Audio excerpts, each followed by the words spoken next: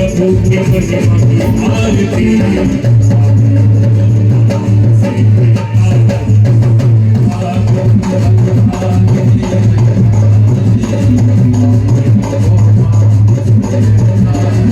जय गुरुदेवा जय गुरुदेवा गुरुदेवा जय गुरुदेवा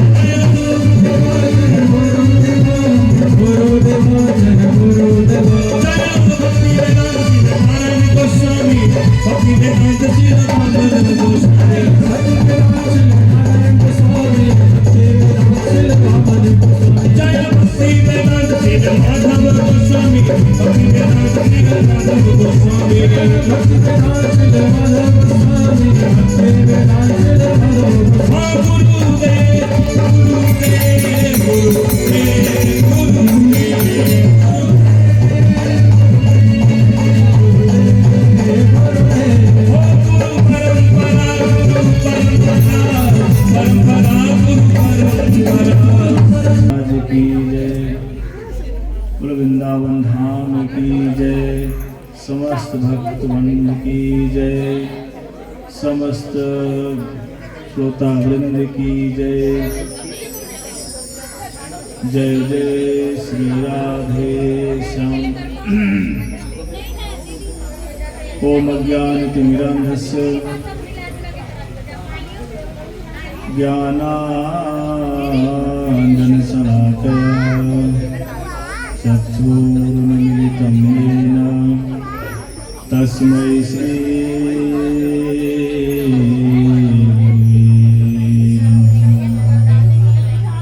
वाञ्छाकल्पतरुभ्यश्च कृपासिन्धुभ्यश्च पतितानां पावनेभ्यो वैष्णवेभ्यो नमो नमः। हे कृष्ण करुणा सिंधु दीनबंधु जगत्पते गोपेश गोपिका कांत राधाकांत नमोस्तुते। तप्त कांचन गौरांगी राधे वृंदावनेश्वरी वृषभानुसुते देवी प्रणमामि।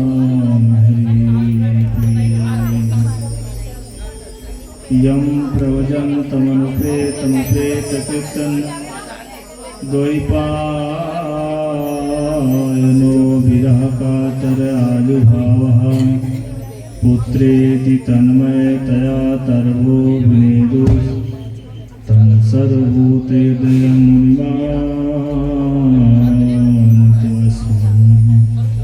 नारायणं नमस्कृत्य नरं चैव नरोत्तमं देवी सरस्वती व्यासं ततो जयमुदीरयेत्।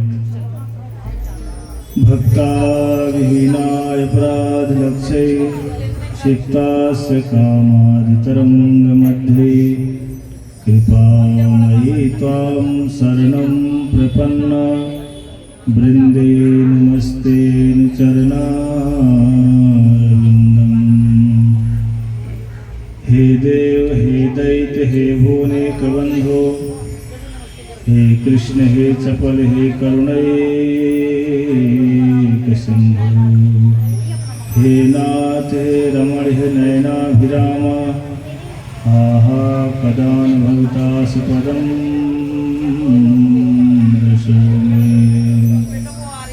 श्री कृष्ण चैतन्य प्रभु नित्यानंद श्री अद्वैत गदाधर श्रीवासादि गौर भक्तवृंद।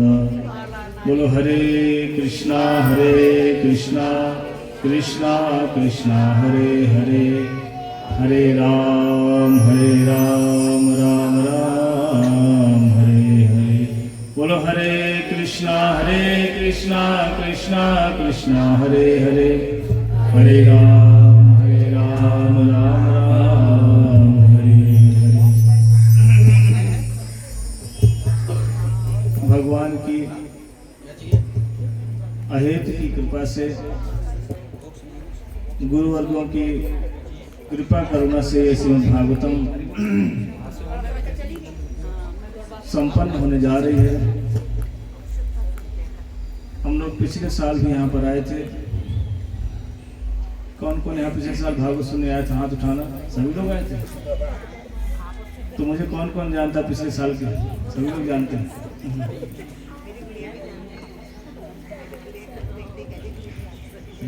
ये और इसे जो आयोजन के आयोजक करता है हमारी माता श्री, प्रभु जी का नाम क्या है? कांति प्रसाद। हाँ, जो प्रभु जी हैं वो श्री कांति प्रसाद जी और माता श्री सुशीला माता। पिछले साल भी इन्हीं के कारण से कार्यक्रम हुआ था, क्योंकि पिछले साल श्री कांति प्रसाद जी प्रभु जी हैं जो शायद रिटायर हुए थे पुलिस से ना, और इस साल दोनों ने मिलकर के इस कार्यक्रम को कराने के लिए सुशीला माता और प्रभु जी इतने उत्साह के साथ बोले नहीं नहीं इस साल ही भागवत होगी, इसलिए उनके लिए जोरदार तालियां। क्योंकि हर आदमी सोचता है कि भैया ये कथा कैसे होगी, भागवत बड़ा मुश्किल काम है। भागवत करवाने के नाम से लोग, कई लोग तो भयभीत हो जाते हैं। सोचते हैं भागवत कराने का मतलब है कम से कम नहीं तो 4-6 लाख रुपए खर्चा तो हो जाता है, और इसी कारण से लोग घबरा जाते हैं कि कथा नहीं हो पाएगी। और यदि वक्ता आएगा तो उसकी भी डिमांड होती है, उसका रेट होता है भाई इतना कम से कम देना पड़ेगा। इसी कारण से लोग घबरा करके बोलते नहीं भागवत नहीं कराना, क्योंकि इतना खर्चा कहाँ से होगा। पर ऐसा नहीं है, भगवान यदि कृपा करें तो ये कथा सब कुछ संपन्न हो जाती है। कोई इसमें खर्चा नहीं आता, लेकिन लोग घबरा जाते हैं। लेकिन बाहर के लोग, कई लोग डिमांड करके भी चलते हैं नहीं भाई इतना चाहिए तभी कथा होगी, नहीं तो कथा नहीं करेंगे। लेकिन ये हमारे प्रभु जी श्री कांति प्रसाद जी और माता सुशीला माता जानती हैं हम लोगों को, ये हमारी गुरु बहन भी हैं, कि हमारे लिए कोई ऐसा कोई रेट वोट नहीं है। और जो रेट लेकर साधु बन कर के कथा करे कि नहीं भाई इतना डिमांड देना पड़ेगा, फिर कथा कहाँ रही। इसलिए भगवान जिस पर कृपा करते हैं, और श्रीमद् भगवान की इतनी कृपा है इन दोनों पर, क्योंकि जब तक भगवत कृपा नहीं होगी तब तक भगवान कभी किसी के समझ में आने वाले नहीं हैं। कितने लोग सोचते हैं मन में, संकल्प लेते हम कथा करवाएंगे, लेकिन नहीं करवा पाते। क्यों? क्योंकि भगवान की इच्छा नहीं है। अर्थात ये तो भगवान को भजन नहीं कर रहे हैं इसलिए नहीं हो पा रहा, या तो कहीं ना कहीं भजन में कुछ विघ्न पड़ रहा है, या तो फिर कहीं ना कहीं भौतिक इच्छाएं हैं जिनके कारण से ये कथा भगवान कभी भी उसके घर में जल्दी जाते नहीं है, भागवत जल्दी घर में हो नहीं पाती। क्यों? संसार की जड़ी इच्छाओं को लेकर जो कथाएं करवाते हैं वो इच्छाओं के चक्कर में रहते हैं। इसलिए भगवान कहते हैं किसकी इच्छाएं पूरी करूं। जितने एक आदमी के हृदय में कम से कम हजारों इच्छाएं हैं। यही कारण है कि कथा कई बार लोग नहीं हो पाती। इसलिए भगवान की बड़ी कृपा है। कहते हैं कि संसार में सभी लोग भटक रहे हैं, कितना भी पैसा हो जाए, कितना भी धन हो जाए, लेकिन सुख की प्राप्ति नहीं पा रहे। कारण क्या है? ये हमारे पूर्व जन्मों के संस्कारों का कारण है। स्वयं भागवत में भगवान कहते हैं, बोले भवापु वर्गो भ्रमतो यदा भवे जनस्तरहायुचित्त सत्समागमः। क्यों? कहते हैं कि जब तक अच्युत सत्समागमः, जब तक भगवान की कृपा नहीं हो जाती, क्योंकि संसार में सभी लोग भ्रमण कर रहे हैं। कोई मनुष्य रूपी शरीर वाहन में बैठा हुआ है, कोई पशु के शरीर रूपी वाहन में बैठा हुआ है, ये सब वाहन है। कहते भवाप वर्गो भ्रमतो यदा, सब भ्रमण कर रहे हैं। किसमें कर रहे हैं? अपने अपने वाहन में बैठ करके। बोले हमारा वाहन कौन सा है? बोले शरीर रूपी वाहन है हमारा। कुछ लोगों का वाहन कौन सा है? जिसका जैसा शरीर है वही उसका वाहन है। पर हम हैं कौन? हम सब लोग भगवान के अंश हैं, आत्मा हैं। और आत्मा क्या कर रही है? अनेक अनेक वाहनों में बैठ करके, ये शरीर रूपी वाहन है, इसको क्या बोला? वाहन कहते हैं। बैठ करके हम लोग संसार में भ्रमण कर रहे हैं। कहते कि भ्रमण करते करते यदि अच्युत सत समागम, अच्युत मन होता भगवान, यदि भगवान की कृपा हो जाए तब जाकर के वो व्यक्ति क्या करता है? सत्संगमो चपरावरे से, तब जाकर के परावरे से, पर अव मतलब होता है भगवान, तब कहीं जाकर के उसको भगवान की कृपा प्राप्त होकर के सदगतौ मतलब भगवान के भक्त जो होते हैं उनका संग प्राप्त होता है। नहीं तो देखना संसार में सभी लोग भ्रमण कर रहे हैं। श्री कृष्णाज कविराज गोस्वामी जी कहते हैं, बोले ब्रह्मांड भ्रमिते कौन भाग्यवान जीव, गुरु कृष्ण प्रसाद पाए भक्ति लता बीज, ताते भजे कृष्ण करे गुरुर सेवन, माया जाल छूटे पाए श्री कृष्णा चरण। कहते ब्रह्मांड में सभी लोग भ्रमण कर रहे हैं। कभी तो कोई राजा बन जाता है और कभी तो कोई जाकर के प्रजा बन जाता है और कभी कभी वो जाकर के स्वर्ग में चला जाता है और कभी कभी नरक में भी चला जाता है। ये मत सोचो जो कुत्ते घूम रहे हैं ये मनुष्य नहीं रहे होंगे, ये भी मनुष्य थे।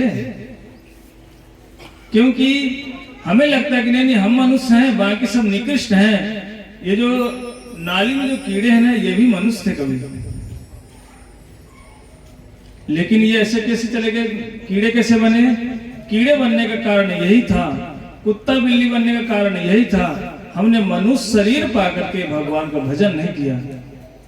दुनिया भर की इच्छाओं के पीछे लगे रहे, कामनाओं को पूर्ति करते रहे, लेकिन जो आत्मा की जो इच्छा थी उसको हमने पूरा नहीं किया है। यही कारण है कि उनको अनेक अनेक योनि में जाकर के घूमना पड़ रहा है। इसलिए जो व्यक्ति भगवान का भजन नहीं करेगा, स्वयं मैं नहीं कह रहा है, ये शास्त्रों में लिखा हुआ है कि उसको इस योनियों में जाना ही पड़ेगा। कौन सी योनि में? कुत्ता बिल्ली बनना पड़ेगा, पशु बनना पड़ेगा। जिसकी जैसी इच्छाएं होंगी अंतकाल में उसको उसी शरीर में जाना ही पड़ेगा। कहते अंतकाले चामामेव स्मरणं मुक्त्वा कलेवरम। जैसे जैसे भगवद गीता भगवान कहते हैं अंत समय में जिसका चिंतन करेंगे हम लोग उसी शरीर को प्राप्त हो जाएंगे। यदि हम मरते समय में चिंतन किया, जैसे कई माताएं वृद्ध हो जाती हैं और उनकी आसक्ति किस में रहती है? पोता पोती में रहती है, या थोड़ा वो धन रखा हुआ उस धन में उनकी आसक्ति हो जाती है? और लास्ट में क्या, जब शरीर छूटता है ना उनका, उनको चिंता लगी रहती है, वो मेरे जो पैसों की गड्डी है, जो नोटों की गड्डी है, वो भगवान रह गई और पता नहीं क्या होगा। इसीलिए उस धन को कहाँ लगा दो? भगवान की सेवा में लगा देना चाहिए। बोले उससे क्या फायदा होगा? उससे यही फायदा होगा, भगवान की सेवा होगी और भगवान क्या होगा, जिसमें हम अधिक देखना, जिसमें हम अपनी पूरी एनर्जी लगाते हैं जीवन भर, हमारा उस व्यक्ति से, उस पशु से हमारा प्रेम हो जाता है। यदि कोई घर में कुत्ता है, कई माताएं बड़ी सेवा करती हैं कुत्ते की, अगर एक मिनट ना दिखाई पड़े तो घबरा जाती है, बोले मेरा डॉगी कहाँ गया? क्यों? जिसमें हम सारा जीवन एनर्जी लगाते चले जाएंगे उसमें हमारी प्रीति हो जाती है। जैसे हमने संतान के पीछे पूरा जीवन लगाया ना, संतान से हमारी ममता हो जाती है, प्रेम हो जाता है। ऐसे ही जो व्यक्ति ये शरीर रूपी एनर्जी को लगा, कहाँ लगाएगा? भगवान की सेवा में लगा देगा, भगवान के नाम करने में लगा देगा, धाम जाने में लगा देगा। कहते हैं उसको भगवान से ममता हो जाएगी, भगवान से प्रेम हो जाता है। कोई प्रेम अलग से नहीं करना पड़ता। कोई माताओं से पूछे कि अपने बच्चे से कैसे प्रेम करती हो, कब शुरू किया था प्रेम करना, और कब ये प्रेम प्रगाढ़ अवस्था को प्राप्त हो गया था, अधिक ममता को प्राप्त हो गया, कब हुआ? तो कोई माता ये नहीं कह सकती नहीं मैंने 2024 में मेरा थोड़ा कम था, 25 आती मेरा प्रेम में बच्चे से इतना बढ़ गया ना कि मैं छोड़ नहीं सकती। क्यों? क्योंकि स्वाभाविक है, बचपन से सेवा करते आ रहे। ऐसे ही जो भी माताएं, जो प्रभु, जो व्यक्ति भी भगवान की सेवा करना शुरू कर देगा, एनर्जी लगाना शुरू कर देगा, धन से करो, तन से करो, मन से करो, जो कुछ घर में बनाओ, भगवान को भोग लगाओ, फिर खाओ, उससे क्या होगा, धीरे धीरे करके भगवान से ममता बढ़ जाती है। और अंत समय में क्या होता है, उनको भगवान से प्रेम हो जाता है। क्यों हो जाता है? कई ऐसे बोलते हैं, अरे साधु जो भजन करते हैं वो बड़े परेशान होते हैं। कई लोग बोल जाते हैं, नहीं अरे महाराज ऐसी बात नहीं, बुढ़ापे में तो कई लोगों का भजन होता भी नहीं है। कई लोगों का तो शरीर छूटते समय भगवान के मुख से उनको भगवान का नाम निकलता ही नहीं है, ये लगता है ऐसे। लेकिन ये ध्यान देना, जिसने जीवन भर भगवान का भजन किया है, यदि लास्ट समय में वो भजन नहीं भी कर पा रहा, तो उसका भजन कौन कर रहा है? भगवान स्वयं उसका भजन करते हैं बैठ के। इसलिए प्रमाण कौन है? बोले इसलिए प्रमाण स्वयं हरिदास ठाकुर है। हरिदास ठाकुर रोज 3 लाख हरिनाम करते, लेकिन जब अंत समय आया नाम नहीं कर पाते। बोले प्रभु नाम नहीं हो पा रहा। महाप्रभु बोलते हैं कि हरिदास हो गया, बंद कर दो, सिद्धि प्राप्त हो गई तुम्हें। बोले नहीं नहीं प्रभु, मेरा मन नहीं मानता, मैं बिना आपके नाम लिए बगैर रह नहीं सकता। लेकिन कुछ समय बाद उनका जब शरीर पूरा हुआ, महाप्रभु अर्थात स्वयं भगवान ने क्या किया, उन हरिदास ठाकुर को हाथ में लेकर के स्वयं भगवान नाच रहे हैं। ऐसी ममता हो जाती है। इसलिए ऐसी अवस्था में यदि कोई भगवान का नाम करता है, भगवान उसको कभी साथ छोड़ते नहीं है। इसलिए कहते हैं कि ब्रह्मांड भ्रमिते कौन भाग्यवान जीव, गुरु कृष्ण प्रसाद पाए भक्ति लता बीज। इसलिए यदि कोई संसार में घूमते घूमते कोई गुरु पद आश्रय कर लेता है, तब जाकर के भगवान का यदि कोई भजन करता है, कहते भगवान उसके सब समय के साथ साथ रहते, कभी उसका साथ नहीं छोड़ते। इसीलिए साधु संघ की बड़ी महिमा है। देखो ये सब कैसे सीख पाओगे? जब तक साधु संघ नहीं करोगे ना, तब तक ये सीखने को नहीं मिलेगा। क्योंकि स्वयं शिव जी कहते हैं पार्वती से कि हे पार्वती, इस संसार में सब कुछ प्राप्त कर सकते हैं हम लोग, कोई समस्या नहीं। पैसा है, गाड़ी खरीद लो, मकान खरीद लो, लेकिन यदि इस संसार में कोई दुर्लभ वस्तु है ना, वो क्या है? साधु संग। कहते साधु संग यदि मिल जाए, समझो अब जीवन बन जाएगा। यदि साधु संग नहीं मिला ना, तो जीवन बनने वाला नहीं है। चाहे कटोर कहीं भी घूमते रहो पैसे से, घूमते घूमते क्या हो जाएगा? पूरा जीवन खत्म हो जाएगा। लेकिन आत्मा कल्याण कभी नहीं हो सकता। शरीर का कल्याण हो सकता है, बढ़िया बढ़िया खा सकते, रह सकते हैं, लेकिन कहते हैं कि सबसे अधिक दुर्लभ कोई वस्तु है तो क्या है? साधु संग, संतों का संग। कहते हैं कि सत्संगति दुर्लभ संसारा, सत्संगति दुर्लभ संसारा, निमिष दंड भरी एकहु बारा, सत्संगति दुर्लभ संसार। इसलिए कहते हैं यदि कोई दुर्लभ वस्तु है संसार में तो क्या है? संतों का संग। कहते हैं संतों का संग यदि हम कर भी लेंगे तो हमें क्या मिलेगा? कहते हैं ऐसी वस्तु मिल जाएगी ना संसार में जो पैसे से भी नहीं खरीद सकते। बोले वो क्या है?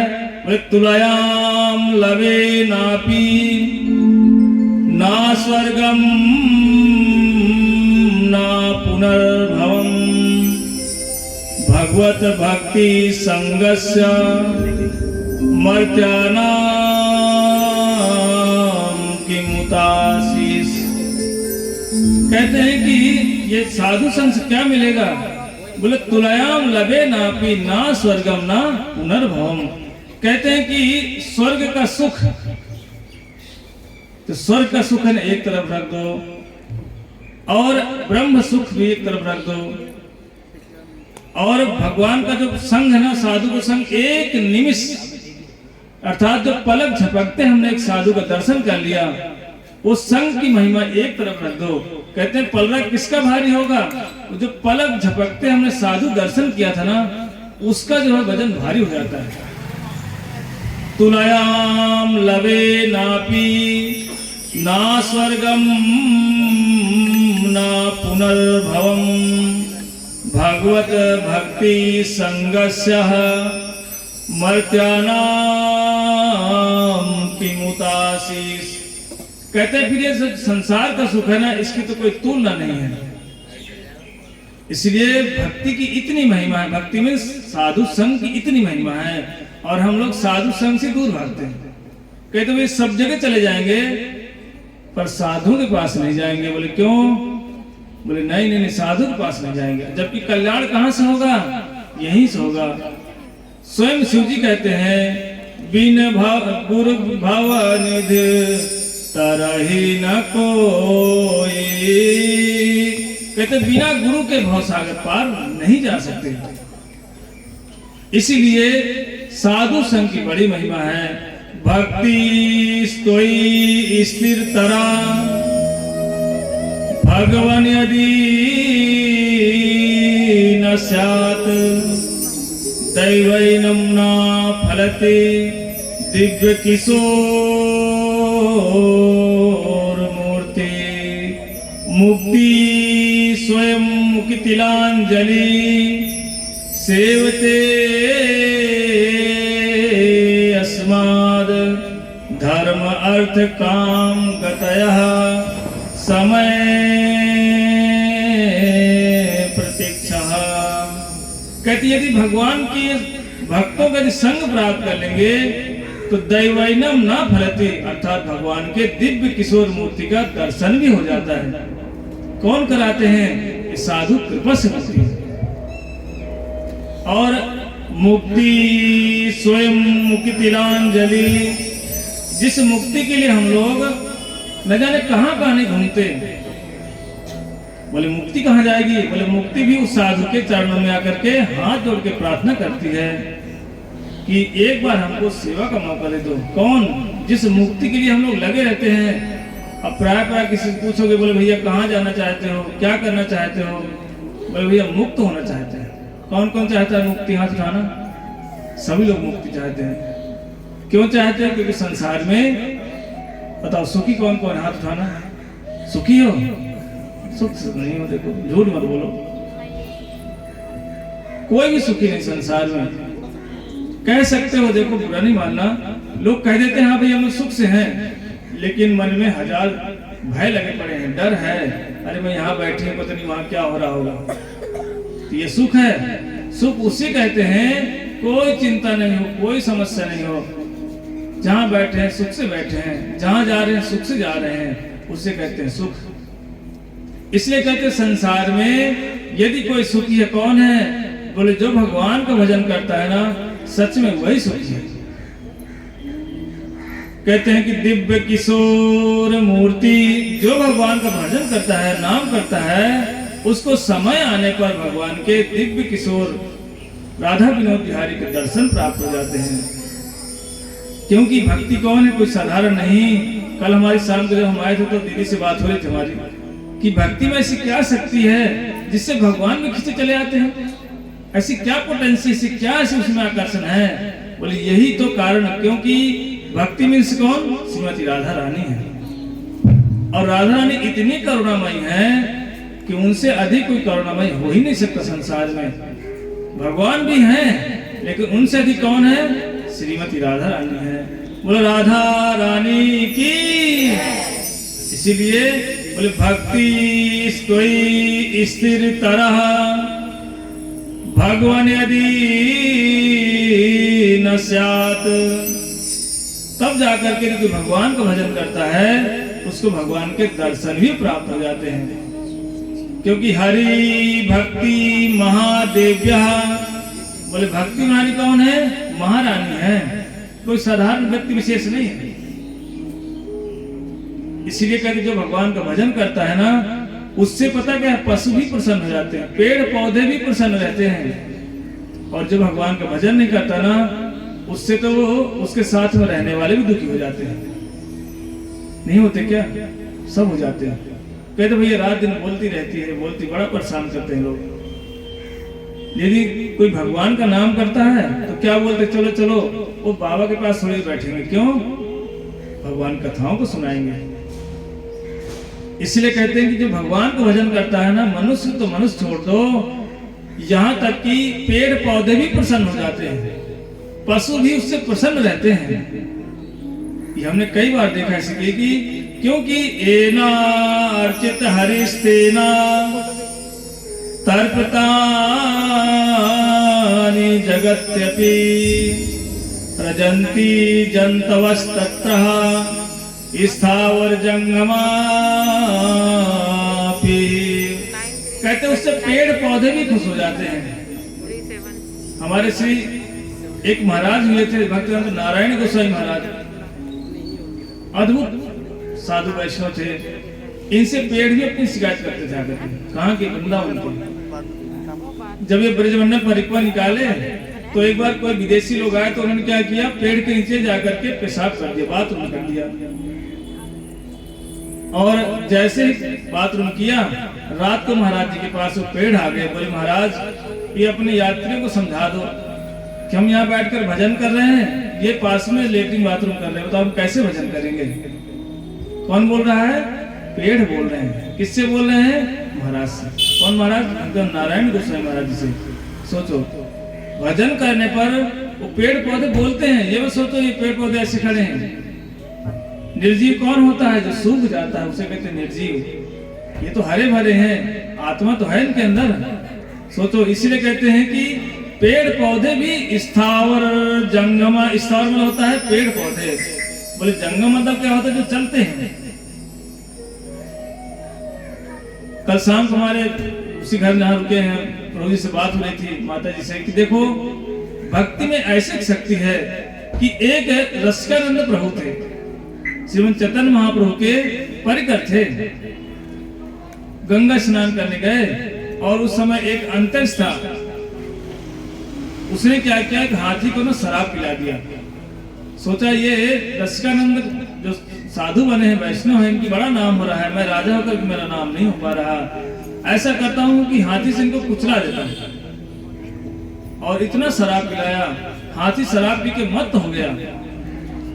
और जैसे शराब पी करके और किधर भेजा, जिधर से रसिकानंद प्रभु आ रहे थे स्नान करके, उधर ही भेज दिया। और सारे लोग चिल्ला रहे हैं, दूर दूर भाग भाग कर करेंगे, प्रभु हट जाओ, ये पागल हाथी है, ये आपको कुचल देगा, मार देगा, ये तो शराब पी रखा है, इसने भेजा है अंत्यज ने। लेकिन रसिकानंद प्रभु तो बस आराम से भगवान का नाम करते हुए, कौन सा नाम कर रहे थे? बोलो हरे कृष्णा कृष्णा कृष्णा हरे हरे, हरे राम राम राम हरे हरे। इसी महामंत्र को ऐसी माला करते हुए चले आ रहे थे। हाथी इधर से जा रहा था पागल शराब पिए हुए, लेकिन जैसे ही वो हाथी, पागल हाथी रसिकानंद प्रभु के पास पहुंचा, दोनों सामने सामने आ गए और पहुंच करके बस हरे कृष्णा कृष्णा कृष्णा हरे हरे, हरे राम राम राम हरे हरे, इसी महामंत्र को रसिकानंद प्रभु जप कर रहे थे। और जैसे वो हाथी उनके पास पहुंचा, बस कुछ भी नहीं किया, पास में गया, अपनी सूंड से क्या किया, रसिकानंद प्रभु के चरणों को प्रणाम करने लगा। और उन रसिकानंद प्रभु ने क्या किया, उस हाथी के कान में मंत्र दे दिया। कौन सा? महामंत्र दे दिया, जो हम बोले थे हरे कृष्णा इस महामंत्र को दिया। अब वो हाथी देखो जो पागल था, किसमें? शराब के नशे में, और रसिकानंद प्रभु के पीछे पीछे चलने लगा। उसे अंतर्ज ने जब देखा, जिसने भेजा था, वो सोचने लगा भगवान ये है क्या, व्यक्ति कैसा है, इसने तो हाथी को साधु बना दिया। बना नहीं दिया, क्योंकि वो भगवान का नाम करने कारण से भी साधु इतना नाम करते हैं भगवान का कि पशु भी उनके साथ चल जाते हैं, अर्थात उनके कहने से पशु भी चलते हैं, भगवान का नाम करते हैं। अब आप सोच रहे होंगे हाथी जब नाम करता होगा तो चिघाड़ता रहा होगा, चिघाड़ता नहीं है, हमारी तरह ही बोलते हैं। क्यों? क्योंकि वो भगवान का अंश वो भी तो है, इसीलिए। और समय आने पर वो हाथी क्या करता था पता है? उन साधु के लिए भिक्षा मांगता था। कैसे भिक्षा करता था, मंडी में जाए, बोरी की बोरी अपने सूंड में फंसा के उठा के ले आए। अब हाथी को कौन बोले भैया ये क्या कर रहे हो, जो बोले उसको धक्का मारते सूंड से। लोगों ने मिल करके शिकायत की, किनसे? रसिकानंद प्रभु से। बोले प्रभु ये हाथी आपका है? बोले हाँ। बोले इसे समझा दो, ये तो मंडी जाते हैं, हम गरीब आदमी हैं, 2-4 बोरे लेकर बेचने के लिए बैठते हैं, ये पूरा बोरा का बोरा उठा ले जाता है, वो तो हम गरीब आदमी, कैसे हमारा जीवन चलेगा। तब रसिकानंद प्रभु ने उनको डांटा और उसका नाम क्या रखा था? गोपाल। क्या नाम रखा था? गोपाल हाथी। और रसिकानंद कहा कि नहीं गोपाल, ऐसे नहीं करना, मांगना सबसे, भिक्षा मांग कर खिलाना, जो दे दे वही लेके आना, दादागिरी नहीं करना, ये तो गलत बात है, साधु सभा थोड़ी है? वो हाथी समझ गया कौन? गोपाल हाथी। और जब दूसरे दिन जाता मंडी में तो बस सबके सामने ऐसे सिर को हिलाता, घंटी बजती, लोग समझ जाते देना पड़ेगा, तुरंत क्या करते अपने अपने हाथों से लोग सब लोग दे देते। और समय समय भिक्षा कर करके जैसे रसिकानंद प्रभु को देने लगे। एक दिन जो लोग उनसे थोड़ा सा नाराज थे, उन लोगों ने क्या किया, साधु का वेश बनाया। कैसा? हमारी तरह कपड़े पहने, सफेद कपड़े, माला लिया, तिलक लगा लिया, तुलसी माला पहन ले गले में, पहुंच गए हाथी के सामने। बोले गोपाल चलो चलो, आज भंडारा है। और भंडारा के बहाने उस हाथी को लेकर के चले गए। वो कौन थे? वो थे अंत्य। समझते हो अंत्य मतलब? नहीं समझते, मुस्लिम कास्ट। क्योंकि वो भक्तों से बड़ी कंपटीशन, बड़ी चुप रहती है। और वो हाथी भी सोचा कि ये तो कोई साधु है, धोती कुर्ता पहने हुए, तिलक लगाए हुए हैं, हरे कृष्णा कृष्णा कृष्णा हरे हरे, हरे राम राम राम हरे हरे, इस महामंत्र का जप भी कर रहे हैं। और जैसे वो उनके साथ गए, वो हाथी भी चला गया और उसको क्या किया, उसको मांस खिलाना शुरू करा दिया। तो वो हाथी तो खाए ना, बेचारा चुपचाप भूखा प्यासा 4 दिन तक पड़ा रहा, कुछ नहीं खाया, पानी भी नहीं पीने को तैयार था। लेकिन जैसे रसिकानंद प्रभु ने विचार किया कि अरे गोपाल कहाँ है, 4 दिन से दिखाई नहीं पड़ रहा, ये गोपाल गया कहाँ? ढूंढना शुरू किया, तब पता चला कि उसको बंदी बना के रखा गया है। लेकिन जैसे हो गया और हाथी विचार कर रहा था, प्रभु नहीं मिलेंगे ना तो प्राण ही छोड़ दूंगा, अर्थात अब इस शरीर से मैं भगवान का भजन भी नहीं कर पाऊंगा। क्यों?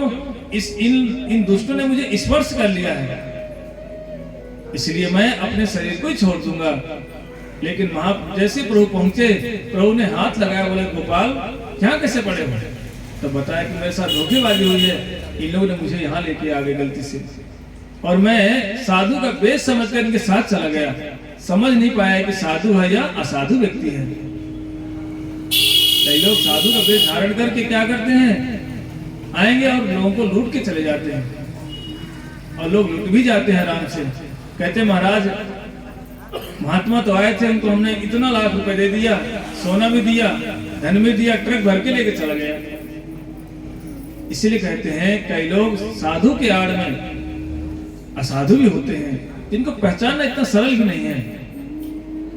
इनके घर गृहस्थी है, पति पत्नी है, उनका लालन पालन करना है, इसीलिए वो ऐसा भी करते हैं। इसलिए साधु संघ की बड़ी महिमा है। एना अर्चित हरिस्तेना तर्पितानि जगत्यपि रजन्ति जन्तवस्तत्र स्थावर जंगमापि। ये तो चलो जीव थे, हाथी, जड़ भी चलने लगते हैं। कौन? बोले श्यामानंद प्रभु थे हमारे। वृंदावन में एक राधा श्याम सुंदर मंदिर है, वहां पर राधा श्यामानंद प्रभु थे। वो एक बार दीवार में बैठे थे। कौन सी दीवार में? ईंट की दीवार में।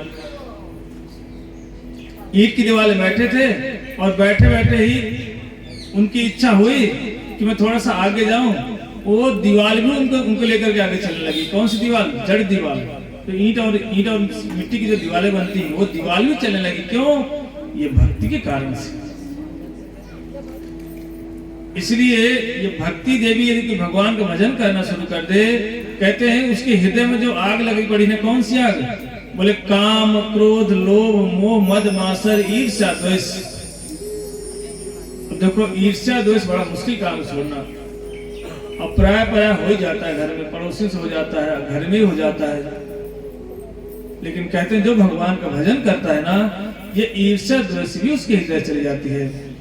जो भगवान की कथाओं को सुनते हैं ना, उनके हृदय से ईर्ष्या द्वेष भी चली जाती है। इसलिए गोस्वामी तुलसीदास जी कहते हैं, विमल कथा कर कीन आरंभा, विमल कथा कर कीन आरंभा, सुनत न साही काम मद दम्भा, सुनत न साही काम मद दम्भा, विमल कथा कर कीन आरंभा। कहते हैं विमल कथा कौन सी कथा है? विमल कथा है, अर्थात इसमें मल नहीं है। बोले मल क्या है? बोले धर्म अर्थ काम, ये मल है। प्राय प्राय देखने को मिलता है कि लोग बड़े धर्मात्मा होते हैं। जैसे एक व्यक्ति है, पुजारी है किसी मंदिर का, वो बड़ा धर्मात्मा देखने को मिलता है, धर्म करता है, लोग कहते हैं बड़ा अच्छा आदमी है। एक मंदिर में आरती करता है, पूजा करता है, किस लिए? धर्म कर रहा है। पर धर्म किस लिए कर रहा है? धर्म इसलिए कर रहा है कि अर्थ प्राप्ति के लिए कर रहा है, धन प्राप्ति के लिए कर रहा है। और उससे धन से क्या करता है? अपनी कामनाओं की पूरी करता है। धर्म अर्थ काम। और जैसे देखा कामनाएं बढ़ी, फिर क्या करता है? फिर और धर्म करता है, अर्थात एक मंदिर नहीं 2 मंदिरों की सेवा करता है। अभी तक एक ही मंदिर में पूजा कर रहा था, 2 मंदिर को ले लिया। बोले महाराज एक मंदिर और दे दो हमें। किसी घर में मंदिर, वो भी मंदिर को ले लिया, 2 मंदिरों में सेवा करता है। पर इतना बड़ा धर्मात्मा हो गया वो कि लोग सोचते हैं कितने अच्छे व्यक्ति है। लेकिन वो जैसे ही 2 जगह धर्म करने लगा, क्यों? उस 2 जगह से अर्थ प्राप्त होगा, फिर अर्थ प्राप्त होगा, फिर वो कामनाओं की पूरी करेगा। इससे धर्म अर्थ काम। लेकिन भगवान की कथाएं कैसी हैं? बोले विमल कथा कर कीन आरंभा। ये भगवान कथाएं कैसे हैं? विमल कथाएं हैं। जो भी व्यक्ति इनको सुनना शुरू कर देता है, काम मद दम्भ, ये तीनों के तीनों इनका जड़ से, उनके हृदय से नष्ट होने लगती है। यहां तक कि भगवान कथाओं के कोई आश्रय ले लेना, सच में कहते हैं वो व्यक्ति प्रसन्न भी हो जाता है। लेकिन यदि कोई भगवान का भजन न करे और बोले मैं प्रसन्न हूं, या तो फिर वो 2 ही व्यक्ति हो सकते हैं। एक तो पागल कहा गया है और एक अबोध बालक कहा गया, छोटा बच्चा। उसे पता नहीं होता क्या सुख और क्या दुख, वो आनंद में रहता है। और एक पागल होता है, उसे भी नहीं पता कि बोला सुख क्या है दुख क्या है, वो आनंद में रहता है। इसीलिए भगवान की कथाओं के लिए कोई सच में श्रवण करे, उसके हृदय से संसार की जड़ीय कामनाएं हैं नष्ट हो जाती हैं। अब आप लोग सोचते बोले भैया हम कामनाओं को तो नष्ट नहीं कर सकते, लेकिन नष्ट नहीं करोगे तो सुख भी मिलने वाला नहीं है। लेकिन यदि भगवान का नाम लेकर कोई भगवान का नाम करना शुरू कर दे, बोले कौन सा नाम है? देवी का नाम या देवा का नाम? बोले भैया हम तो सबका नाम लेंगे। देखो एक ध्यान देना, जो 4-5 नाव पैर रख के चलता है ना, बच जाता है, डूबता है या बचता है? अरे 2 ही नाव ले लो, चलो 4-5 2 ही पैर 2 ही नाव ले लो, ऐसे रख दो, एक नाव इधर जाएगी एक नाव इधर जाएगी, फिर क्या होगा? व्यक्ति डूब जाएगा। हम लोग क्या करते हैं ना, सबको पकड़ के चलते हैं, बोले हम तो सबके हैं। और जो व्यक्ति सबका होता है ना, वो किसी का भी नहीं होता। होता है क्या किसी का? किसी का नहीं होता। देखना जो समाज सेवी होते हैं, बुरा नहीं मानना भाई, वो किसी के नहीं होते। ये सत्य बात है, थोड़ी ये है तो कड़वा सत्य। समाज सेवी जितने होंगे ना, समाज सेवा करना गलत बात नहीं, अच्छी बात है, पर भाई वो किसी के नहीं होते हैं, किसी के सगे नहीं होते। क्यों? वो सबको इसलिए लेके चलते हैं कि उनकी इच्छाएं अपनी पूरी कर रहे हैं बस। पर यदि काम कहीं पड़ जाएगा ना, 2 लोग दे दी, 2 लोगों में झगड़ा हो जाएगा, देखना दोनों तरफ रहेंगे, इधर भी रहेगा उधर भी रहेगा। क्यों? क्योंकि जो सबका है वो किसी का नहीं होता है, और जो किसी का नहीं है वो सबका भी होता है। साधु देखो किसी का नहीं होता, पर सबका है, सबका हितैषी है। और जो समाज में लोग हैं वो सबके होते हैं, पर किसी के नहीं होते। इसीलिए यदि 4 नाव में 2 नाव पैरा कर व्यक्ति चलता है ना, उसका कोई साथ नहीं देता। इसीलिए एक के होके रहो। एक मतलब कौन? बोले सर्वधर्मान परित्यज्य मामेकम शरणं गतः अहम त्वां सर्वपापेभ्यो मोक्षयिष्यामि मां शुचः। भगवान जब कहते हैं कि सभी धर्मों का त्याग करके मेरे पास आ जाओ, कौन कहते हैं? भगवान कृष्ण कह रहे हैं। ये बात कभी किसी ने कहा है? किसी ने नहीं कहा होगा। किसी देवी देवता नहीं बोलते। कभी बताओ, हाथ उठा के बोलो, किसी ने सुना था किसी देवी ने हमको बोला है कि मैं तुम्हें सारे पापों से मुक्त कर दूंगी और चिंता मत करो, मेरे पास आ जाओ? भगवान कह रहे हैं। कौन? भगवान कृष्ण कह रहे हैं। कहते जितने सारे धर्म हैं, इसकी सेवा उसकी सेवा, बोले सबको छोड़ करके मेरे पास आ जाओ, मैं तुम्हें सारे पापों से मुक्त कर दूंगा। अब बताओ कौन कौन पापों से मुक्त होना चाहता है? हाथ उठाना, हाथ उठाओ। कौन कौन मुक्त होना चाहते? सभी चाहते हैं ना। इसीलिए भगवान की कथाओं को सुनना चाहिए। कहते जिसके घर में कोई समस्या हो, यदि साधु को बुला करके कीर्तन करवाए, भगवान की कथाओं करवाए, कहते हैं उसके घर में जितनी गलत सलत एनर्जी होती है ना, यदि कोई घर में अभाव होता है या कोई समस्याएं होती हैं, भगवान के नाम से ही उस घर में समस्याओं का सर्वनाश हो जाता था, समस्या भाग जाती है। इसलिए यदि कोई व्यक्ति कथा कीर्तन कराना चाहता हो अपने घर में 1 घंटे के लिए, अब आप कहोगे इसका मतलब कि 1 घंटे के लिए बुलाओगे तो कुछ ना कुछ जरूर मांगोगे, मानोगे नहीं, लूटोगे जरूर, साधु का लूटना जरूर है। नहीं नहीं, सब फ्री ऑफ कॉस्ट, 1 रुपया भी खर्च नहीं होगा। खाली क्या करना है? सब लोगों को बुला कर अपने घर बैठ करके कथा कीर्तन सुनो और सबको बुला के इकट्ठा कर लेना, बस। कोई खर्च नहीं करना, किसी का 1 रुपया भी खर्च नहीं होगा, सब कुछ मैं फ्री कर दूंगा। किस लिए? एक बात इसलिए कि आप लोगों का दुख खत्म हो जाए और ये जानो तो सही सुख है क्या चीज। इसलिए बताओ, जो व्यक्ति अपने घर से हमारी समस्याओं को हटाना चाहते हो, दुख हट जाए, सुख आएगा। कौन कौन बताओ दुख अपने घर से हटाना चाहते हो? हाथ उठाना। सभी लोग चाहते हो ना। इसीलिए हम लोग यहाँ पर 7 दिन तक हैं। इन 7 दिनों में जिसको भी अपने घर में कीर्तन करवाना हो, हम फ्री कीर्तन करेंगे, कोई उसे 1 रुपया भी नहीं देंगे। और यहाँ तक कि पानी भी नहीं पिएंगे। अगर कह दोगे, कल ही बात हो रही थी प्रभु जी से कि पानी को नहीं पियोगे, उन्होंने कहा पानी भी दिल्ली महंगा है ना, लोग कहेंगे अच्छा पानी पीने आ रहे हैं हमारे घर में, तो हम पानी भी नहीं पिएंगे, फ्री कर देंगे सब कुछ। किस लिए? कि जिससे से आप ये जान सको कि सच में सुख है कहाँ पर। हम लोग दुख को ही सुख समझ बैठे हैं, उसी को रात दिन उन्हीं दुख में पिसते रहते हैं और उसी को सुख कह देते हैं। नहीं ठीक है महाराज, आनंद में रह रहे हैं। इसलिए सुख है क्या चीज? अपने घर में जरूर जरूर सभी लोग बताओ कौन कौन अपने अपने घर से दुख हटाना चाहता है? हाथ उठाओ। सब चाहते हो ना। इसीलिए सुबह टाइम माता बैठी, हमारी सुशीला माता है, मंजू दीदी बैठी हमारी यहाँ पर, और भी कुछ दीदियाँ बैठी, उनका नाम तो नहीं जानता मैं, तो उनसे मिल करके अपने घर में रोज 1 घंटा कथा कीर्तन करवाना और सबको क्या करना, मोहल्ले वालों को बुला के बैठा लेना। और हम कुछ भी नहीं लेंगे, दोगे भी तो भी नहीं लेंगे, और कथा करके अपने घर से 1 घंटे कीर्तन कथा करके और आकर जहाँ रुके हैं हमारी माता सुशीला माता हमें खिला पिला कर रख लेती, तो हम उनके घर में खाएंगे पिएंगे, वहीं रहेंगे, फ्री कर देंगे कीर्तन। इसलिए क्योंकि भगवान का कथा सुनने से क्या होगा, हमारे हृदय में जो कामना है, वासना है, जो जिसके अनुसार लड़ाई झगड़ा मचा रहे हैं, कलह मचा पड़ा है घरों में, शांति कैसे मिलेगी, उसका उपाय बताएं, कैसे शांति मिलेगी। इसलिए भगवान कथाएं कैसी हैं? बोले विमल कथा कर कीन आरंभा। गोस्वामी तुलसीदास जी कहते हैं ये भगवान कथाएं कैसी हैं? बोले विमल कथा है, कोई इसमें गंदगी नहीं है। और इससे बोले फायदा क्या होगा?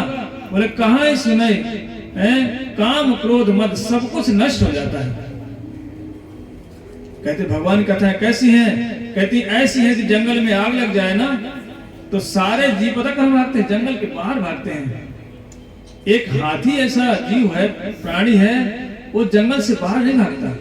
वो क्या देखता है? कहाँ सरोवर मिल जाए, और मैं जाकर के वहां पहुंच जाऊंगा। जैसे कहते वो सरोवर में जाता है ना और विश्राम करता है, लेट जाता है पूरे पानी फैल करके। क्यों?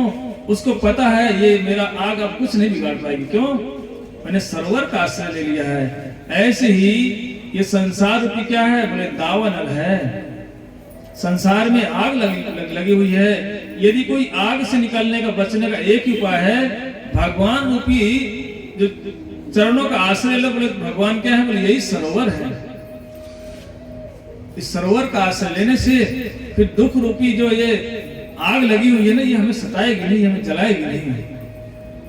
इसलिए ये भागवतम कोई साधारण नहीं, बोले स्वयं भगवान है। भगवान और भागवतम में कोई अंतर नहीं है। कई लोग सोचते होंगे कि ये तो पोथी है, किताब है। नहीं नहीं, किताब नहीं, स्वयं भगवान है। क्योंकि भागवतम में कितने स्कंद हैं? कितने स्कंद? बोले 12 स्कंद हैं। कितने हैं? 12 स्कंद हैं। और कितने श्लोक हैं? 18,000 श्लोक हैं। इसलिए पादो यदियो प्रथमः द्वितीयो तृतीयो तुर्यो कथितो यदुरु नाभिस्तथा पंचमेव षष्ठो भुजान्तरं दो युगलो तथान्यो कंठास्तु राजन् नवमो यदीयो मुखारविंदं दशमः प्रफुल्लम् एकादशायस्य ललाटपट्टं शिरो अपि तु द्वादशेव भाति। कहते हैं जो भागवतम का पहला स्कंद और जो दूसरा स्कंद है ना, ये भगवान के पहला चरण और दूसरा चरण है। कितने स्कंद मैंने बताए हैं? 12 स्कंद। गिनती कर लेना। पहला स्कंद और दूसरा स्कंद भगवान के दोनों चरण कमल हैं। बोले तृतीयो तुर्रो कथितो यदुरु। उरु मतलब होता है जंघाएं। तीसरा स्कंद और चौथा स्कंद जो भागवतम का है, ये भगवान के दोनों जंघाएं हैं। बोले नाभिस्तथा पंचम एव। जो भागवतम का 5वां स्कंद है ना, वो भगवान का नाभि कमल है, नाभि प्रदेश। भुजान्तरम दो युगलो। बोले षष्ठा कौन सा है? षष्ठम वक्षस्थल भगवान का। और भुजान्तरम दो युगलम तथान्यो। जो भागवतम का 7वां और 8वां स्कंद है ना, ये भगवान के दोनों भुजाएं हैं, हाथ हैं। कंठास्तु राजन नवमो यदीयो। और जो भागवतम का 9वां स्कंद है, वो क्या है? भगवान का कंठ है। मुखारविंदम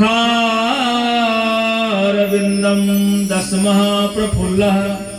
बोले जो भागवतम का 10वां स्कंद है ना, ये भगवान का मुख कमल है पूरा। और 11वां स्कंद भगवान का ललाट है। ललाट इसको बोलते, माथा बोलते। क्या बोलते? माथा, ललाट इसको बोलते हैं। शिरो अपि तु द्वादश एव भाति। जो 12वां स्कंद है, ये भागवतम का जो 12वां स्कंद है ना, सिर मतलब होता है भगवान का सिर है। इसलिए भागवतम में और भगवान में कोई भी अंतर नहीं है। स्वयं भगवान जब जाने लगे संसार से, तो उद्धव जी उनके पास में आए। बोले प्रभु आप चले जाएंगे तो इस संसार में हम कैसे रहेंगे? बोले चिंता मत करो उद्धव, मैं एक स्वरूप से यहाँ पर रहूंगा। कहाँ पर? बोले जगत में रहूंगा। कैसे? बोले कृष्णे सुधामोपगते धर्म ज्ञानादिवि सह कलौ नष्ट दृशा में सह पुराणार्को अनोदितः। अर्क मतलब होता है सूर्य। पुराण अर्क कहते मैं एक स्वरूप से भागवतम में इस संसार में व्याप्त रहूंगा। इसलिए जो भागवतम है ना, ये स्वयं भगवान है। बोलो श्रीमद् भागवत महापुराण की। कितना धीरे बोलोगे? थोड़ा जोर से बोलो, भगवान को भी अच्छा लगे। बोलो श्रीमद् भागवत महापुराण की जय। जय श्री राधे श्याम।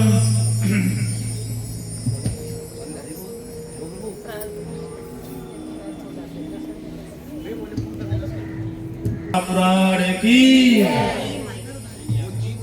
इस तरह से भागवतम में और भगवान में कोई भी अंतर नहीं है। और ये जो भागवतम जो सुन रहे हैं ना, ये भागवतम और किसी लोक में हमें ये जो सुविधा मिल रही है ना, कहीं भी नहीं मिलेगी। क्योंकि ये स्वर्ग में भी भागवतम सुनने को नहीं मिल सकती। ये भागवतम को तो ब्रह्म के लोक में भी नहीं मिल सकती। कोई सोचे नहीं नहीं मैं ब्रह्मा जी के पास चला जाऊंगा, वहां कथा सुनूंगा, ये कथा वहां भी नहीं है। कोई सोचे नहीं नहीं मैं तो शिवलोक में जाकर भागवतम सुन लूंगा, बोले भागवतम तो शिवलोक में भी नहीं है। बोले स्वर्गे सप्ते च कैलासे वैकुंठे नास्तयं रसः अतः पिबन्ति सद्भाग्या मां मुंचितां कलिचित। कहीं पर नहीं है ये भागवतम। यहाँ पर जब हमें धरती पर सुनने को मिल रही है ना, ये भागवतम और कहीं नहीं मिलेगी। चाहे स्वर्ग में चले जाओ तो स्वर्ग में भागवतम नहीं मिलने वाली है। चाहे ब्रह्म लोक में चले जाओ ब्रह्मा जी के पास, वहां भी कथाएं नहीं मिलेगी सुनने को। शिवलोक में जाओ वहां भी नहीं मिलेगी। अरे शिव की तो बात छोड़ दो, वैकुंठ नास्तेम रसा, वैकुंठ में भी ये रस नहीं है। बोलिए यदि वैकुंठ में रस होता है ना, तो गरुड़ जी कौन है? भगवान के वाहन है। लेकिन स्वयं गरुड़ जी कहां पर कथा सुनने आ रहे हैं? काग सुंडी के पास आ रहे हैं। इसलिए ये भागवतम शिव जी पार्वती कहां पर जा रहे हैं? बोले कुंभज ऋषि पाही एक बार त्रे ताजुग माही शंभु गए कुंभज ऋषि पाही। कुंभज ऋषि मतलब अगस्त ऋषि के पास कौन गए थे? शिव जी और पार्वती। देखो एक और कथा की बड़ी महिमा है। जब भी कथा सुनना चाहिए भगवान की, तो दोनों जोड़ी पति और पत्नी को मिलकर के सुनना चाहिए। जो पति और पत्नी मिलकर के भगवान की कथाओं को सुनते हैं, कहते हैं इन दोनों का कल्याण होता है। क्यों? शिव जी जहां भी जाते थे ना, पार्वती को अपने साथ लेके जाते थे, कभी अकेले नहीं गए।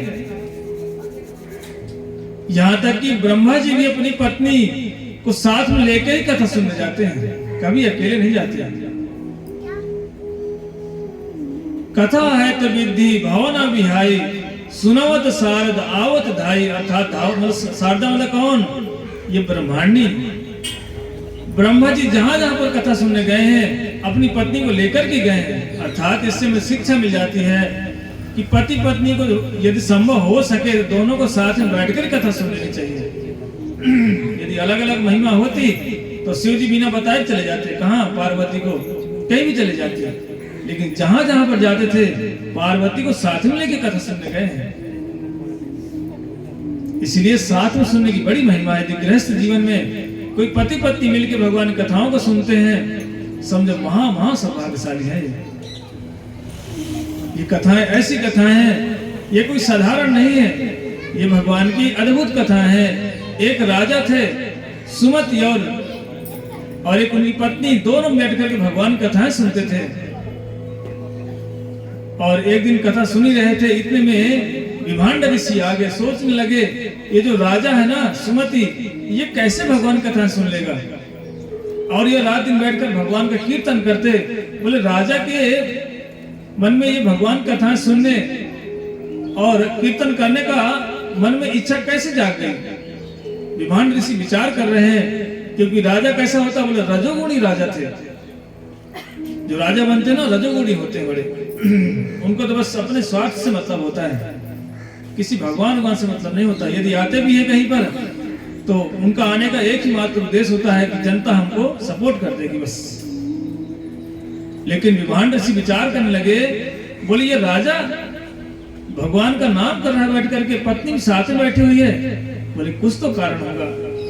लेकिन जैसे जाकर के विभांड ऋषि ने पूछा, बोले राजा ने ये बताओ जो बैठकर अब कीर्तन कर रहे हो, क्या कारण है, कैसे हो गया? तब उन्होंने कहा बोले हे ऋषि, एक बार की बात है, एक ऋषि के आश्रम में रामनवमी का समय था और मैं जंगल में भाग गया था, अर्थात मैं मांस बेचता था। और मैं मांस बेचते बेचते मुझे ना एकदम पता नहीं मन में क्या हुआ, मैं जंगल में चला गया। और कहां पर गया, जहां पर ऋषि के आश्रम के उसमें कथाएं चल रही थी, राम जी कथाएं चलने वाली थी, शुरू होने वाली थी। और बोले जो मेरी ये पत्नी है ना, इसने अपने पति को मार दिया था और मार करके जंगल में ये भी चली गई। मैं जिस मंदिर में छुप के बैठा था, ये भी भाग के गई, वही छुप गई जंगल में। दोनों हम बैठे थे और दोनों से दोस्ती हो गई। और दोस्ती होने के कारण से हम क्या करते थे, पास में एक आश्रम था, वहां पर भगवान की कथाएं होने वाली थी। हम वहीं जाकर के कथाओं को सुनते, प्रसाद पाते और चले आते। बोले कौन सा समय था? बोले नवमी तिथि थी। संवद 1631 करहु कथा हरिपद धरी सीसा। नवमी भौम वार मधु मासा। अवधपुरी चरिता प्रकाश। जेहि दिन राम जनमी श्रुति गावही। कहते सारे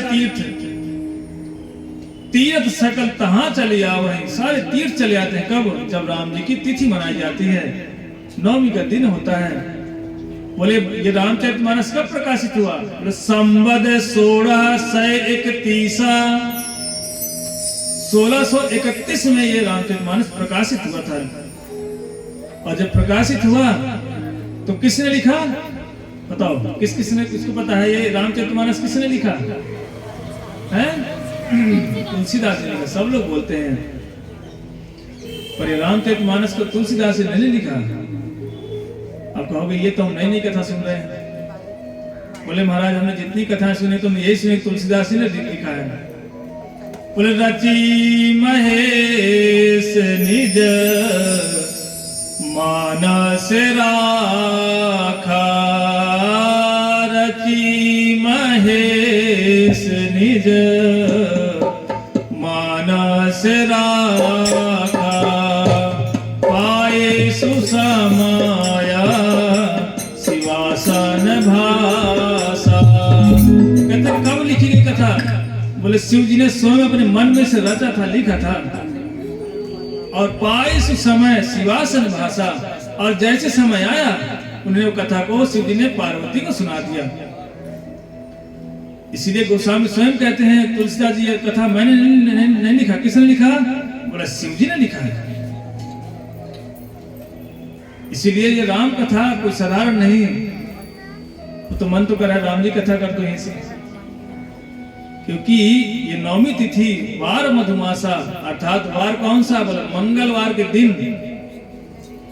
और नवमी तिथि थी तब जाकर के रामचरितमानस लिखी गई थी। और जब गोस्वामी जी ने लिख दिया, कि गोस्वामी जी क्या करते थे, रामचरितमानस को संस्कृत में लिख रहे थे बैठ के।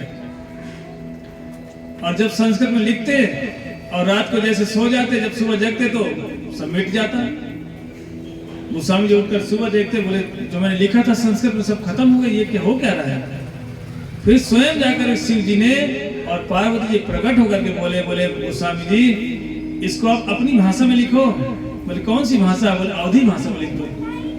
बोले प्रभु ये अवधी भाषा कौन जाने? बोले नहीं सब सुनेंगे, सब समझेंगे। इसीलिए गोस्वामी जी के आदेश से, शिव जी के आदेश से गोस्वामी तुलसीदास जी ने अवधी भाषा में लिखा था। और महेश जी ने स्वयं को सुनाया था। वही कथा है कौन? रामचरितमानस। वही रामचरितमानस वहां पर रोज पति पत्नी सुनने के लिए जाते थे। और सुनते सुनते समय आने पर जब नौवीं दिन कथा संपन्न हुई, पूर्ण हुई, भंडारा चला, और राजा बोला हमने जाकर दोनों पति पत्नी अर्थात दोनों वो स्त्री और जो मैं था दोनों जाकर प्रसाद पाते और कथाओं को सुनते। और समय आने पर इतना सौभाग्य प्राप्त हुआ उन कथाओं को सुनने के कारण से, बोले हम स्वर्ग में भी चले गए। जब स्वर्ग में गए कुछ दिन तक रहे, वहां मन नहीं लगा। क्यों? कि स्वर्ग में भगवान कथा नहीं, इसलिए मन कहां से लगेगा। बोले हम ब्रह्म लोक में चले गए, लेकिन वैसा सुख हमको प्राप्त नहीं हुआ। कौन सा सुख? जो हमें उन तिथि में प्राप्त हुआ था, साधु की कुटी में हुए थे, आश्रम में जो हमने सुख पाया था, वो सुख हमने स्वर्ग में भी नहीं पाया। वैसा सुख हम जाकर ब्रह्म लोक में भी नहीं मिला। बोले समय आने पर भगवान की इच्छा से हम इस संसार में आ गए। बोले ऋषि, लेकिन हमको याद रहा कि हम लोग ने गलत काम किया था, लेकिन भगवान की कृपा से हमको कथाओं को सुनने का अवसर भी प्राप्त हुआ था, जिनके कारण से हम दोनों पति पत्नी बन गए और राजा भी बन गए। किसके कारण से बने? कथाओं को सुनने के कारण से बन गए। इसलिए यदि कोई भगवान कथाओं को अपने घर में करता है, सुनता है, सुनाता है, कहता है, उसको समझो लोग जहां पर बैठे हो ये लोग भी सुधर जाता है और परलोक भी सुधर जाता है।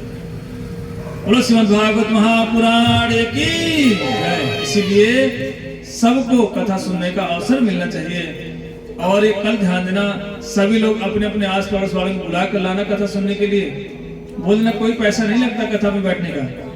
कई लोग सोचते हैं वहां जाएंगे हमको टैक्स देना पड़ेगा, फ्री ऑफ कॉस्ट है, कोई चार्ज नहीं सर। इसलिए भगवान कथाओं को सुनने के लिए हमें जरूर जरूर आना चाहिए, क्योंकि इनकी कथाओं को सुनने से हमारा आत्म कल्याण होगा, हमारा भाव बंधन नाश होगा, वरना नहीं होगा। इसीलिए ये कथा कोई साधारण नहीं, ये एक ऐसा रस है, भागवतम रूपी रस है। इस रस में यदि कोई एक बार पान कर ले तो कहते उसको स्वर्ग का रस अच्छा नहीं लगता। बोले स्वर्ग का रस कैसा है? बोले स्वर्ग में भी क्या है? अमृत है। और उसी अमृत को लेने के लिए जब गरुड़ जी आए थे, जिसके कारण से 4 स्थानों में गिरा, जहां पर आज महाकुंभ चल रहा है, कहां? प्रयाग में। सिर्फ वो बूंद वहां गिर गई है, बस 4 स्थानों पर, नासिक, हरिद्वार, काशी और प्रयाग। इसीलिए वो अमृत कलश कहां पर है? बोले जो अमृत कलश स्वर्ग में है ना, उससे अधिक ये भागवतम रूपी अमृत की महिमा अधिक है। क्योंकि जो स्वर्ग का अमृत है ना, उसको कौन प्राप्त कर सकता है, कौन पिएगा? बोले जिसमें योग्यता होगी। बोले योग्यता किस बात की? बोले जो शरीर छोड़ करके वहां जाएगा, कहां? स्वर्ग जाएगा, उसी को मिलेगा। यहाँ किसी व्यक्ति को स्वर्ग का अमृत नहीं मिलता। और यहाँ तक कि मिलेगा किसे? जो व्यक्ति अधिक दान करेगा, गरीबों को की व्यवस्था करेगा, खाने पीने की, विद्यालय खुलवाएगा, स्कूल खुलवाएगा, हॉस्पिटल खुलवाएगा, उसको स्वर्ग की प्राप्ति होती है। और जाकर के वो स्वर्ग में रहता है। लेकिन कब तक रहता है? परमानेंट वहां भी नहीं है। जब तक जो उसने दान किया, जो पुण्य किए, उन पुण्यों के कारण से वो स्वर्ग चला जाता है। और जहां उसके पुण्य नष्ट हो जाते हैं, प्रत्येतम भुक्त्वा स्वर्गलोकम विशालम शीर्णे पुण्ये मर्त्यलोकम विशन्ति एवं त्रय धर्मा अनुप्रपन्नः गता गता काम कामा लभन्ते। कहते जब तक पुण्य रहेंगे तब तक तो स्वर्ग में रखेंगे स्वर्गवासी लोग। और जहां पुण्य नष्ट होंगे तो धक्का मार के गिरा देते हैं। किसको? वो जो व्यक्ति गए यहाँ से दान पुण्य करके। इसलिए जो ये स्वर्ग का अमृत है ना, ये ज्यादा, ये क्या है? पक्षपाती भी है। ये सबको नहीं देता। देखो यहाँ पर ये भागवतम क्या है? सबको सुनने को मिल रही है ना। जो दूर तक बैठे होंगे उनके कानों में भी आवाज जा रही होगी, उनको भी सुनने को मिल रहा है। क्या पक्षपात कर रहा है इसमें भागवतम? अगर वो पक्षपात भागवतम करने लगे तो बोले भागवतम सुनने का कौन अधिकारी है? बोले निर्मत्सर राणाम स्तम, जो निर्मत्सर हो, ईर्ष्या द्वेष से रहित हो, वही भागवतम सुन सकता है। अब हाथ उठा के बताना कौन कौन ईर्ष्या द्वेष से रहित हो। ईर्ष्या सबके हृदय में है ना? नहीं है, सबके हृदय में ईर्ष्या है। लेकिन भागवतम पक्षपात नहीं कर रहे हैं, सबको बैठाकर सुना रहे हैं। इसलिए स्वर्ग के अमृत में और भागवत रूपी अमृत में यही अंतर है। इतना ही नहीं, बहुत सारे अंतर हैं। इसलिए जैसे ही महाराज परीक्षित को सुखदेव गोस्वामी कथा सुनाने जा रहे थे, इतने में स्वर्ग के जो देवता थे ना, उन्होंने क्या सोचा कि ये जो भागवतम रूपी अमृत हम पान कर लेंगे और स्वर्ग का जो अमृत कलश है ना, उस परीक्षित को पिला देंगे। क्योंकि उनको श्राप लगा हुआ कि 7 दिन को सांप काट लेगा और वो संसार से चले जाएंगे। इसलिए जैसे ही देवताओं ने उस कलश खुलाए, कौन सा कलश? अमृत कलश लेकर के आए। सुखदेव गोस्वामी कोई साधारण नहीं, उन्होंने विचार किया। को सुधा को कथा लोके को कांच को मणिर महान ब्रह्मरातो विचारैवा देवान जहासहा। सुखदेव गोस्वामी कोई नहीं साधारण, ब्रह्मरातो विचारैवा, जिनके लिए भगवान ने कहां पर? गर्भ में दर्शन किया था। किनको? सुखदेव गोस्वामी को। और उन्हें तुरंत विचार किया ये देवता लोग क्या कर रहे हैं? विनिमय कर रहे हैं, अर्थात बनियागिरी कर रहे हैं। स्वर्ग का अमृत का कलश लेकर के आ गए और कह रहे हैं कि महाराज जी इस अमृत कलश को परीक्षित को पिला दो और भागवतम रूपी जो अमृत है ना वो हमको पान करा दो। सुखदेव गोस्वामी विचार किए जो स्वर्ग का अमृत कैसा है पता है? बोले कांच के, टूटा हुआ कांच के टुकड़े के समान है, जिसके लोग हम क्या करते हैं? स्वर्ग जाना चाहते हैं। कहां पर? बोले उन कांच के टुकड़ों को लेने के लिए जाना चाहते हैं। और कहते हैं वसुधा को कथा लोके को कांच को मणिर महान। बोले मणि कौन है? बोले भागवतम रूपी ये मणि के सदृश समान है। अब बताओ कौन कौन कांच का टुकड़ा लेगा? हाथ उठाओ। कांच का टुकड़ा चाहिए? कांच का नहीं चाहिए ना। और भागवत रूपी मणि कौन कौन लेना चाहता है? हाथ उठाओ। सबको चाहिए भागवत रूपी मणि। बोलो श्रीमद् भागवत महापुराण की जय। जैसे सुखदेव गोस्वामी ने देखा तुरंत उनको भगा दिया। सोचो ये भागवत रूपी अमृत यदि साधारण होता ना तो हो सकता था वो अमृत ले लेते। यही इसीलिए साधुओं के साथ रहने में यही फायदा है। हमको बहुत सारी चीजें पता नहीं होती, हम सोचते नहीं स्वर्ग ही ठीक है और बोलते भी हैं। यदि कोई हमारे घर में मर जाता बोले वो माता जी तुम्हारी थी मर गई, बोले हाँ स्वर्गवासी हो गई। अर्थात यहाँ भी झगड़े में फंसी पड़ी थी माता जी, स्वर्ग में गई वहां भी झगड़े में फंस गई बेचारी, क्योंकि स्वर्ग का झगड़ा यहाँ से अधिक है। वो आए दिन रोज कोई न कोई असुर तपस्या करके वहां चढ़ जाता है। कहाँ? असुर में, वहां पर स्वर्गलोक में इंद्र भी भागता है, देवता भी भागते हैं। देखा होगा ना टीवी में, सीरियल में देखा कि नहीं देखा? कभी अघासुर जा रहा है, कभी बकासुर जा रहा है, कभी हिरण्यकश्यप जा रहा है, कभी कोई ना कोई असुर चला जाता है। कहाँ? स्वर्ग में चला जाता है और स्वर्ग का जो सिंहासन है उसमें जाके बैठ जाता है, इंद्र भाग जाता है बेचारा। तो अर्थात यहाँ से ज्यादा उपद्रव झगड़ा कहाँ पर है? कहाँ पर है बताओ? स्वर्ग में है। अब बताओ स्वर्ग कौन कौन जाना चाहता है? बताओ है? कोई नहीं जाना चाहता। क्यों? कि भैया यहाँ के झगड़े से तो पीछा छूट जाए। एक तो यहाँ का झगड़ा नहीं खत्म हो रहा, अगर कहीं थोड़ा उस कम होता है फिर वहां जाएंगे स्वर्ग में, यहाँ से अधिक झगड़े फंसेंगे। बोले भैया नहीं जाना। कहाँ जाना चाहते सभी लोग? वैकुंठ। वैकुंठ मतलब है जहाँ कोई कुंठा धर्म नहीं है, जहाँ कोई लड़ाई झगड़ा नहीं है, जहाँ स्वयं विराजमान है। कौन? भगवान। ना तद्भासते सूर्यो न शशांको न पावकः यद् गत्वा निवर्ते तद्धाम परमं मम। वैकुंठ में कोई लड़ाई झगड़ा नहीं है। बताओ वैकुंठ कौन कौन जाना चाहता है? हाथ उठाओ। सभी जाना चाहते हो ना, क्योंकि वहां लड़ाई झगड़ा नहीं है। इसीलिए वैकुंठ मतलब जो भगवान कथाओं को सुनते हैं ना वो कहाँ जाते हैं? सीधे वैकुंठ जाते हैं। और जो व्यक्ति भगवान कथाओं को नहीं सुनते, भगवान का भजन नहीं करते, वो कहाँ जाते हैं? बड़े मुश्किल से प्रयास करके स्वर्ग जाएंगे बस। नहीं, प्राय कहाँ? अधोगति, नरक की गति प्राप्त हो जाती है। इसीलिए हमें सबको भगवान का नाम जरूर जरूर करना चाहिए।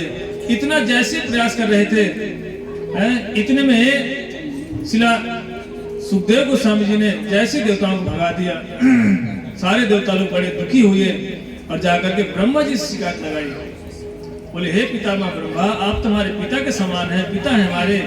देखो हमको सुखदेव गोस्वामी जी ने भागवतम ने सुनने दिया, हमको वहां से भगा दिया। और जैसे उनको भगाया, बोले कोई बात नहीं, चिंता मत करो, समय आने दो, आखिर कथा से क्या मिलता है ये भी देख लेंगे हम। और जैसे ही भगवान की कथा नारद जी ने शुरू करना ही चाहते थे। और लेकिन समय आने पर क्या हुआ, जैसे ही महाराज ने कथा सुनाई, इतने में महाराज परीक्षित को तो भगवत धाम की प्राप्ति हो गई।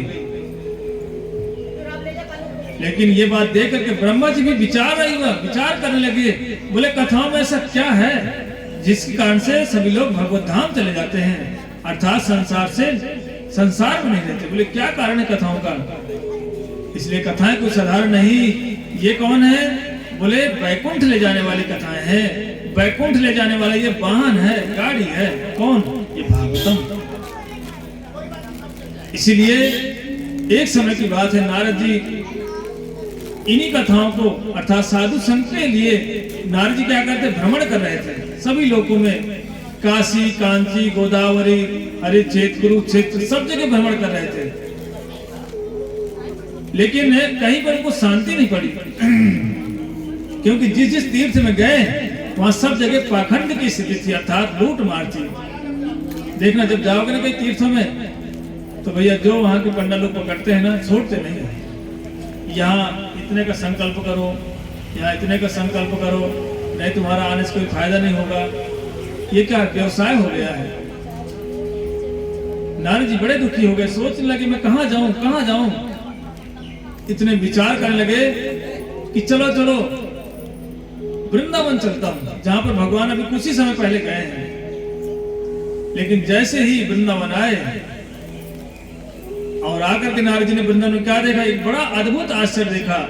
तत्राश्चर्यं मया दृश्यतां श्रुतां तन्मुनीश्वरः एका तु तरुणी तत्रः निसन्ना खिन्नमानसः। जैसे नारद जी वृंदावन में आए, यमुना जी के तट पर आए और आकर के क्या देखा, निसन्ना खिन्नमानसा तरुणी तत्र, एक तरुणी जो है, एक लड़की रो रही बैठ करके। बोले उसकी कितनी उम्र थी? मुश्किल से 18-20 साल की लड़की। और उसके पास में दो बूढ़े व्यक्ति लेटे हुए थे। नारद जी ने विचार किया कि पता नहीं ये कौन सा अद्भुत है। आश्चर्य देखा, तत्र आश्चर्यम। इतने में सोचने लगे मैं एक बार पूछूं तो सही, ये है कौन, क्यों रो रही है। नारद जी ने सोचा कि भैया हम साधु हैं, पूछने जाएंगे, संसार है कहीं पीछे न पड़ जाए। बाबा आपको क्या पड़ी है पूछने की? कई लोग बोल देते हैं, क्योंकि बाबाओं को समझते मतलब कि ये तो कोई ऐसे फालतू लोग होते हैं। लेकिन नारद जी ने इतना सोचा और वहां से निकल गए। बोले छोड़ो, ये फंसना नहीं किसी चक्कर में। लेकिन इतने में उस लड़की ने आवाज दिया, कौन सी जो रो रही थी बैठ करके, बोले भवो साधो क्षणं तिष्ठं मच्चिंता विनाशयः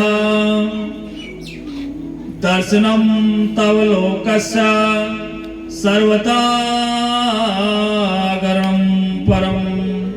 बोले भव साधो, बोले हे साधु, हे नारद जी रुक जाइए। बोले क्यों? बोले संसार में सबकी चिंताओं को आप दूर करते हैं, आप ही मतलब होता है मेरी भी चिंता दूर करो। लेकिन नारद जी ने पूछा, चिंता तो बाद में दूर करूंगा, पहले ये बताओ तुम हो कौन, और ये बूढ़े जो पड़े ये कौन है?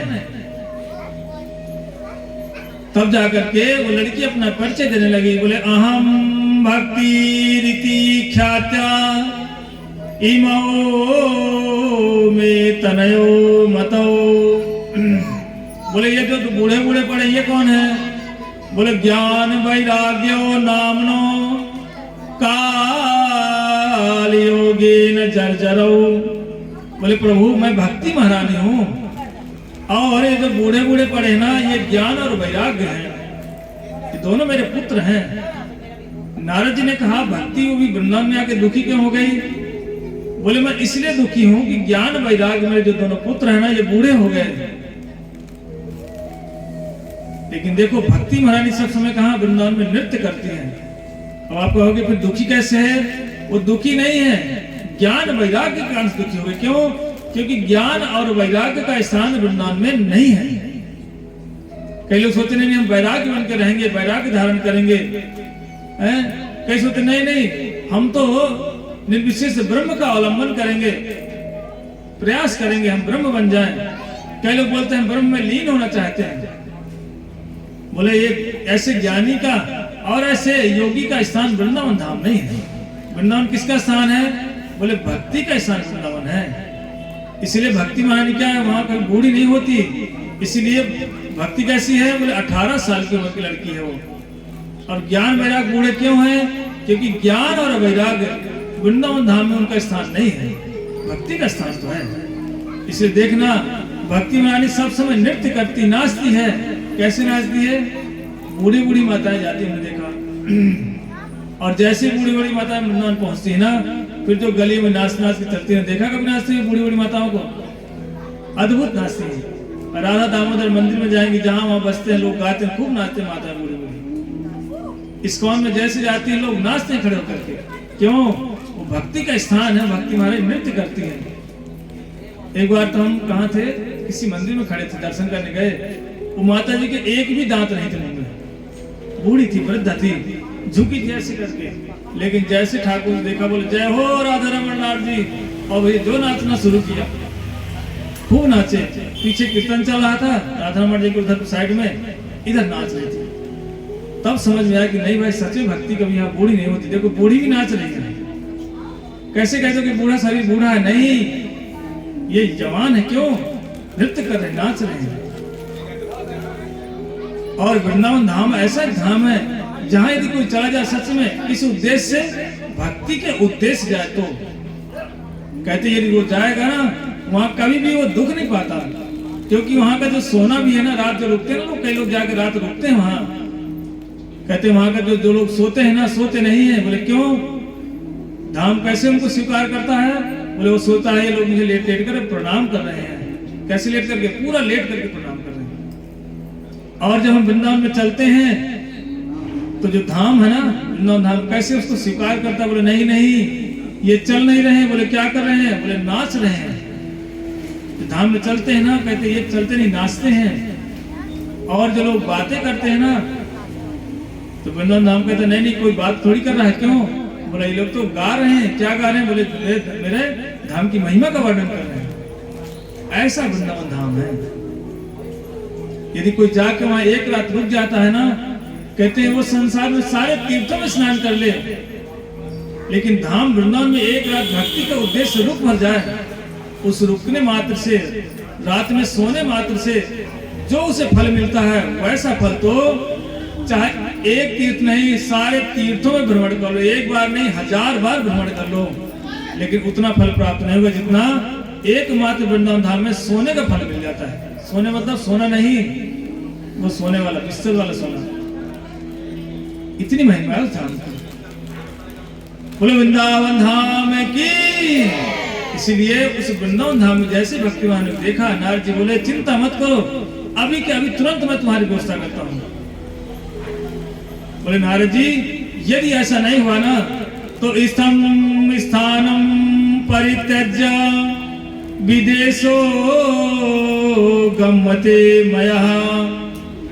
हे नारद जी, यदि मेरा दुख दूर नहीं हुआ ना, तो मैं विदेश चली जाऊंगी। कौन कह रही है? भक्ति महारानी बोली।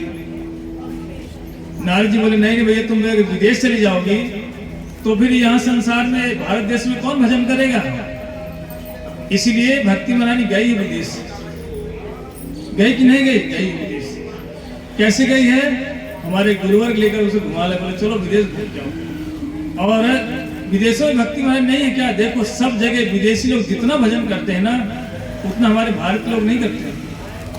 विदेशी माताएं आकर के ऐसी माला लेकर के भगवान का नाम करती हैं। बोलो हरे कृष्णा कृष्णा कृष्णा हरे हरे, हरे राम राम राम हरे हरे।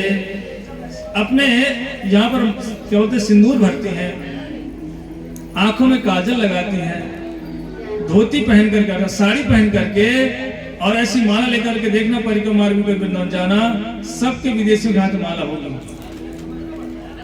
लेकिन हम लोगों ने क्या किया?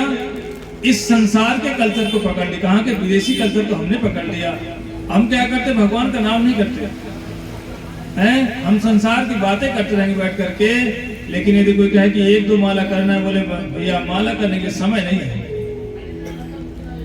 बातें करते रहेंगे हम लोग, समय खराब कर देंगे, लेकिन भगवान का भजन नहीं करते। इसीलिए हमें भगवान का नाम जरूर करना चाहिए। नारद जी ने जैसे कहा, बोले चिंता मत करो, अभी व्यवस्था करता हूँ।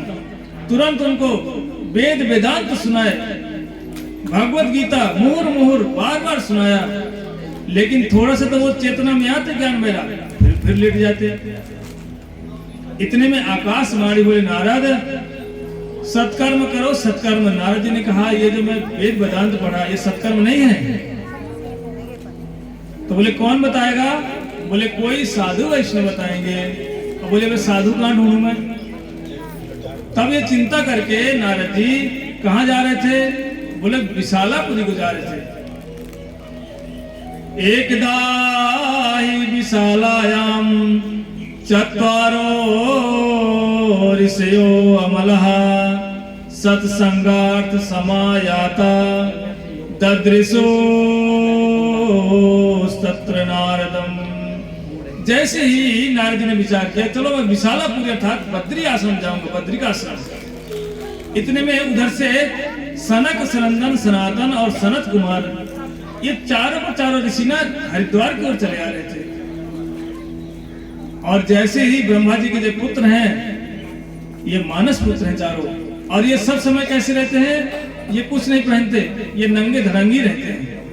और युग बीत गए, लेकिन ये 5 साल की रहते हैं, ना तो बढ़ते हैं ना छोटे होते हैं। इसलिए इनको बोला गया पूर्वजों के भी पूर्वज हैं ये। कौन? चतुर्सन। नारद जी को जैसे देखा ना, चतुर्सन ने बड़े प्रसन्न हो गए। बोले साधु आ रहा सामने से। कौन? नारद जी। अब कथाओं को सुनेंगे और सुनाएंगे। लेकिन जैसे ही चतुर्सन पास में आए, नारद जी को देखा। नारद जी तो दुखी अवस्था में। नारद जी का मुख कैसा था? लटका हुआ था ऐसे करके। जैसे कई माताएं यहाँ बैठ जाती ना, कथा सुनने लोग आते हैं, नीचे को सिर कर देते। क्यों? बोले भैया कैसे करके 2 घंटे कट जाए बस, क्योंकि कथा हो रही, बैठना तो पड़ेगा ही, 2 घंटे पूरे हो जाए बस। अर्थात कहाँ का चिंतन हो रहा है? यहाँ बैठ कर के भी हमारा मन कहाँ लगा है? वो दुख रूपी संसार लगा पड़ा है। इसीलिए जब वो बातें याद आ जाती है, तब मन भटक जाता है। यही कारण है कथाओं में भी आकर के हम लोग क्यों नहीं। देखो कई माताएं हैं जो बहुत कथाएं सुनी होंगी। अब अगर पूछने लगूं ना कितनी कथाएं भागवत सुनी, तो कई लोग बोलेंगे हमने 10वीं भागवत सुन ली महाराज। सुना कि नहीं सुना? कई कथाएं सुनी होगी आप लोगों ने। अरे चलो यहाँ नहीं सुना होगा, टीवी में सुन लिया होगा, कहीं ना कहीं तो सुना होगा। पर उससे अभी तक संसार से मन क्यों नहीं हटा? वो दुख क्यों नहीं छोड़ा? कारण यही है, कथा में तो बैठ जाते हैं आकर के, कैसे शरीर से, और मन कहाँ चलता रहता है? वही संसार के लोगों की बातें चलती रहती हैं। किसने मुझे ऐसा कहा था, उसने मुझे मेरा अपमान किया, उसने सम्मान किया। क्यों? शरीर से हम यहाँ बैठे हैं। बोले मन दिया कहीं और ही, तन साधुन के पास, तुलसी यही कुयो गति, कि हरि रंग लागत नाही। यही समस्या। कथा खूब सुनते हैं, बोले हरि का रंग क्यों नहीं चढ़ता? क्योंकि मन कहीं और हम दे देते हैं। तन से तो आगे बैठ गए, मन कहीं और लगा रखा है। इसीलिए तन और मन दोनों से बैठना पड़ेगा। और कथाओं को सुन करके जो भगवान का भजन करना शुरू कर देता है, कहते उसके सारे दुख धीरे धीरे करके खत्म होने लगते हैं। जैसे ही उन्होंने कथाओं को सुनाने के लिए नारद जी को जैसे देखा, चतुर्सन ने पूछा, बोले भैया ये मुंह लटका के क्यों घूम रहे हो? बोले कथम ब्रह्मानंदी मुखम कुतश्चिन्तातुरो भवान, त्वरिते गम्यते कुत्र कुतस्सागमनम तवः, इदानीं शून्य चित्तो असि गतो वित्तो यथा जनः, तवेदं मुक्त संगस्य नोचितं वद कारणम। बोले साधु होकर के अगर ऐसे मुंह लटका कर घूमोगे तब तो संसार का क्या होगा? और यथा वित्तो अर्थात आप तो ऐसे दुखी होकर जा रहे हैं जैसे आप कोई लूट ले गया हो, जैसे कोई रिक्शे वाला हो, उसकी लॉटरी लग जाए 1 करोड़ की, बड़ा प्रसन्न हो जाएगा। अकस्मात यदि कोई उसकी लॉटरी वाली जो पर्ची लेके भाग जाए, समझो उसका संसार सब नष्ट हो जाता है, वो पागल हो जाता है। बोले ऐसे ही नारद जी आप मुंह लटका क्यों घूम रहे हो, जैसे लग रहा है कोई आपका धन लूट लिया है क्या? यथा वित्त वाला होता धन। बोले ऐसे कैसे हो गया? तब नारद जी बोले भैया मैं सब जगह घूम लिया, काशी, कांची, गोदावरी, हरिद्वार, कुरुक्षेत्र सब जगह घूमा, लेकिन हमारा मन कहीं शांत नहीं हुआ था। तो बोले भैया मैं तो ना वहां गया, वृंदावन गया और वृंदावन जब गया तो एक आश्चर्य देखा था, भक्ति महारानी को मैंने दुखी देखा था।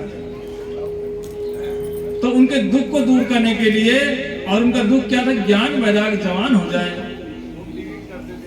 इसीलिए बोले उनके दुख को दूर करने के लिए मैं उनको बार बार वेद वेदांत सुनाए, गीता पाठ सुनाया, लेकिन उनका दुख दूर नहीं हुआ।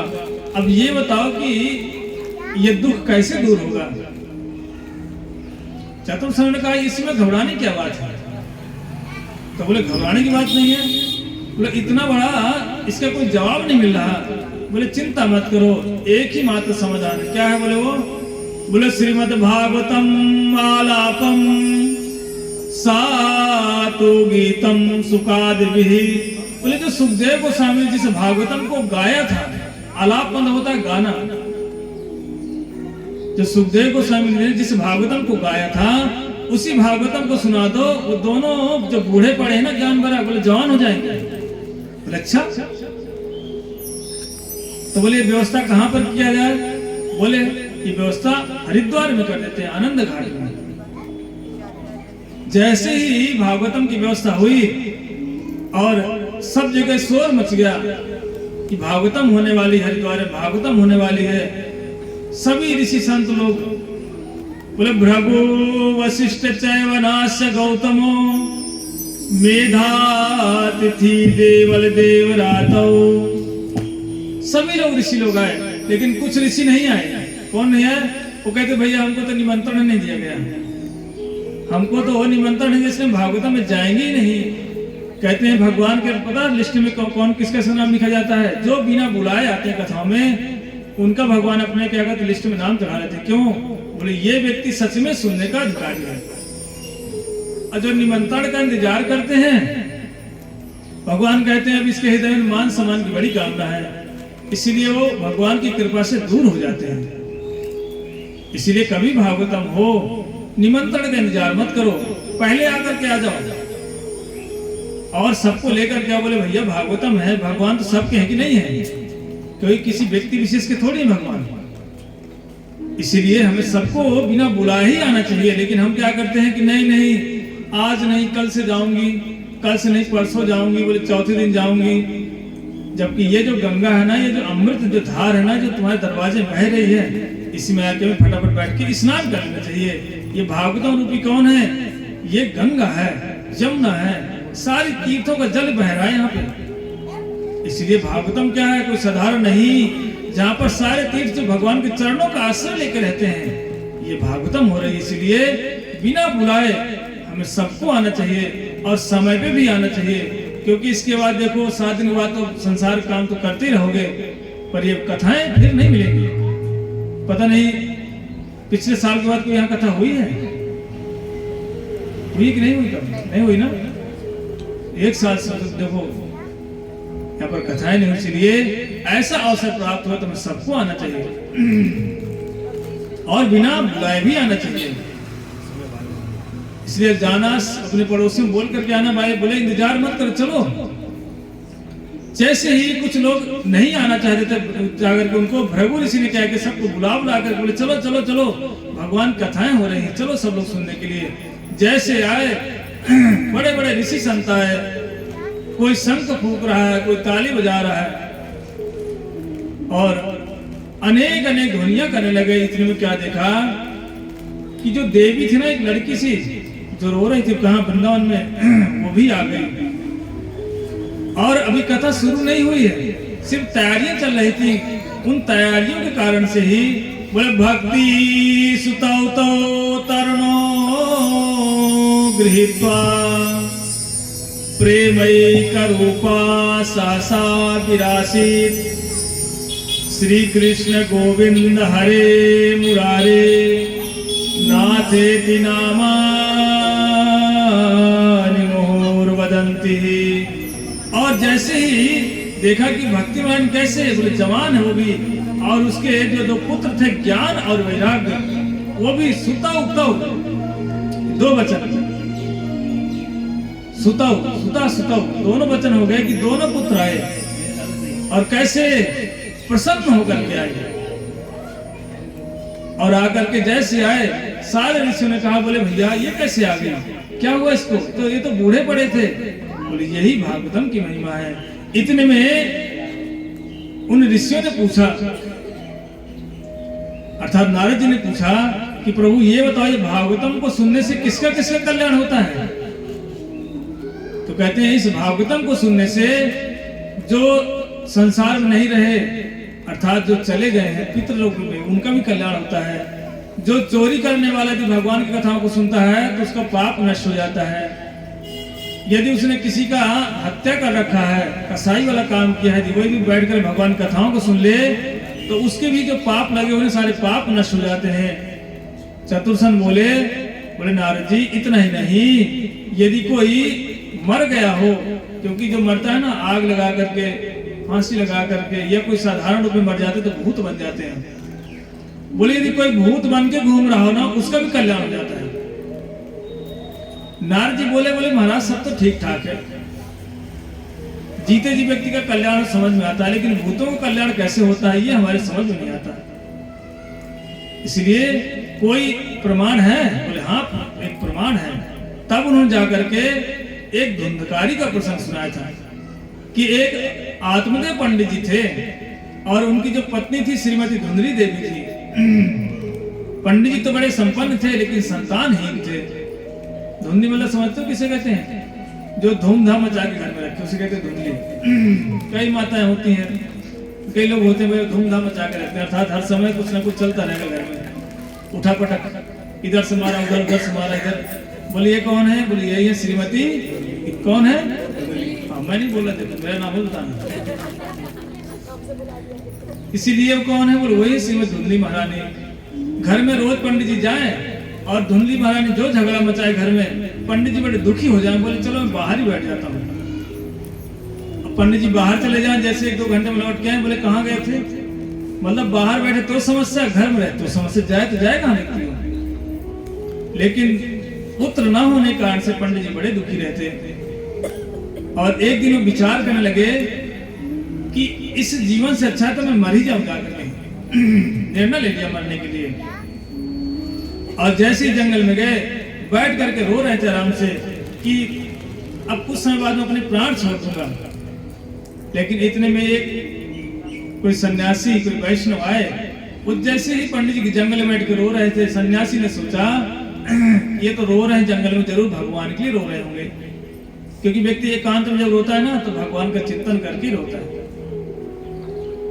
और यदि 4 लोग मिलकर रोए पीटे, समझ जाओ कुछ भौतिक मैटर है, संसारिक मैटर है। जैसे ही पंडित जी बैठे रो रहे थे, इतने में सन्यासी ने पूछा, बोला भैया कौन हो, क्यों रो रहे हो? लेकिन वो ब्राह्मण जी बोले महाराज, बोले मुंच ज्ञानम प्रजारूपम बलिष्ठा कर्मणो गतिम। बोला ब्राह्मण क्यों रो रहे हो? बोले महाराज मेरे संतान नहीं है इसलिए रो रहा हूँ।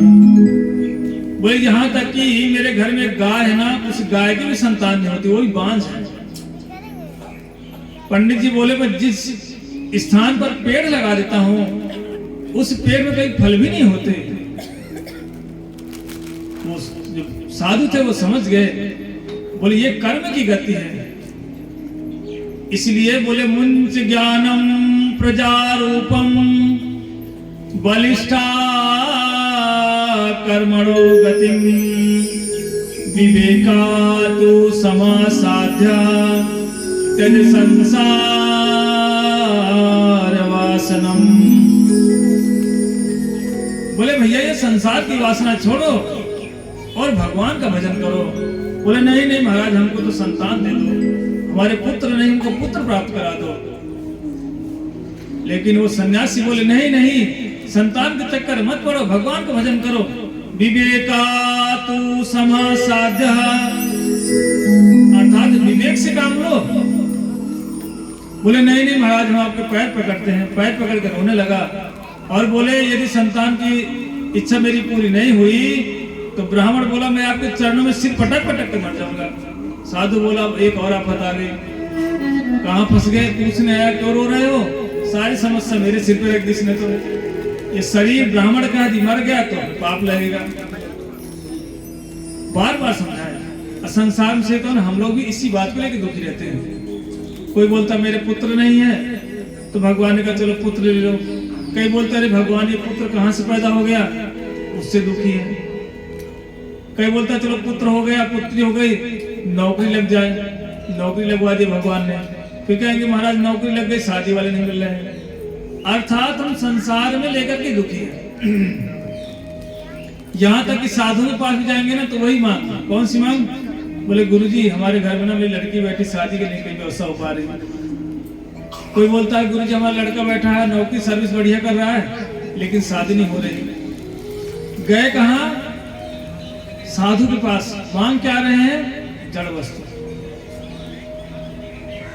तो हमारी यही अवस्था है। भगवान के पास जाते हैं और मांगते क्या है, बोले हे भगवान कृपा करो मेरी बेटी की ना शादी हो जाए। अरे भगवान को शादी के लिए गए हो, जिसके सोचो इसके संतान है, क्या वो सुख से है? कई लोगों की ऐसी संतान हैं जो कि सुख से नहीं हो तो रोते हैं सिर पकड़ करके। ऐसे संतान के बिना संतान की रह जाती है तो ठीक रहता।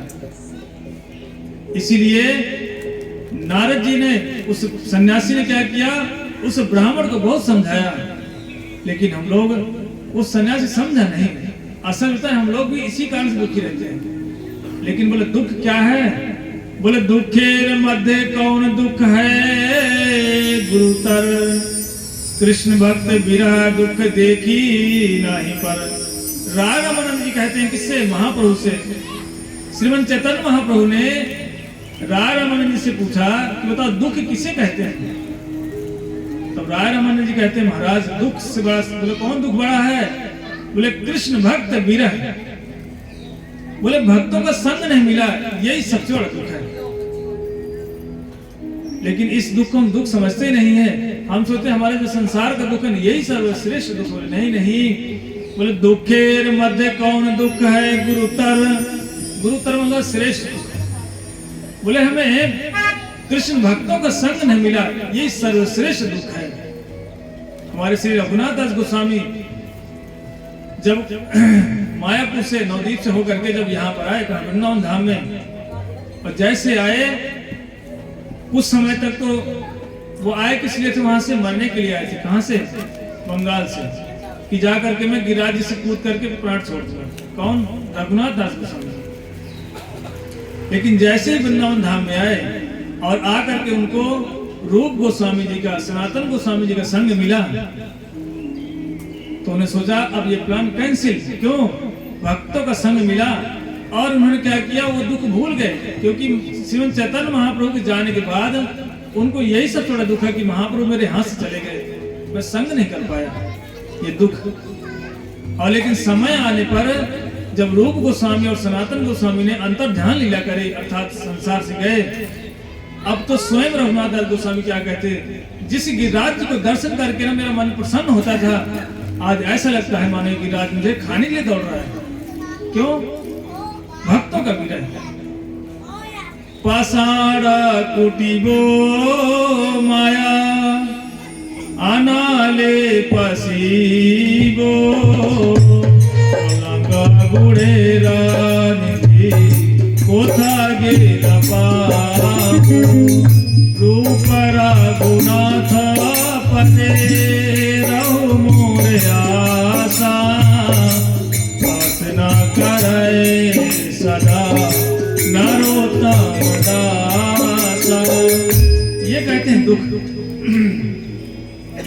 रघुनाथ दास गोस्वामी रो रहे हैं बैठ करके कि मुझे किसका संग नहीं मिला, बोले भक्तों का संग नहीं मिला, ये दुख। लेकिन हम कौन से दुख में दुखी हैं? संसार के दुख से दुखी हैं। इसलिए बहुत समझाया, लेकिन वो ब्राह्मण माने नहीं।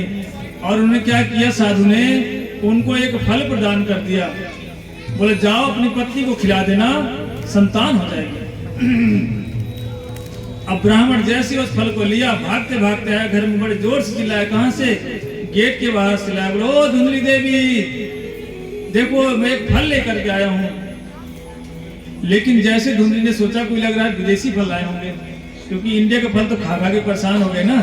बोले वही एप्पल, वही बनाना, वही अमरूद सब तो खाते रहते। बोले लग रहा कुछ विशेष फल है। जैसे धुंधली बाहर निकली, बोले क्या? बोला देखो एक फल लाया हूँ। फल देखा, बोले भगवान ये तो फल मैं खाती रहती हूँ। बोले नहीं नहीं, ये विशेष फल, इसको खाओगे तो तुम क्या हो जाओगी? संतानवान हो जाओगे। धुंधली ने विचार किया कि कम से कम मैं बिना संतान के हूं तो खा लेती हूँ, बढ़िया से घूमती रहती, कोई चिंता नहीं है। और मैं फल खाऊंगी, गर्भवती होंगी और कुछ काम नहीं कर पाऊंगी, लोगों से लड़ाई झगड़ा नहीं कर पाऊंगी, इसलिए मैं फल खाऊंगी नहीं। और जैसे उसने विचार किया मैं क्या करूं क्या ना करूं, पास में उनकी एक बहन रहती थी। उस बहन को पूछा, बोले बहन मेरा पति पता नहीं कहां से फल लेके आ गया किसी बाबाओं के चक्कर में पड़ करके, और मैं ना ये गर्भवती नहीं होना चाहती। बोले क्यों? बोले गर्भवती होंगी और यदि चोर गांव में आ गए तो सब तो भाग जाएंगे, मैं भाग ही नहीं पाऊंगी। और यदि मैं गर्भवती हो गई तो मैं फिर लोगों से लड़ाई झगड़ा नहीं कर पाऊंगी।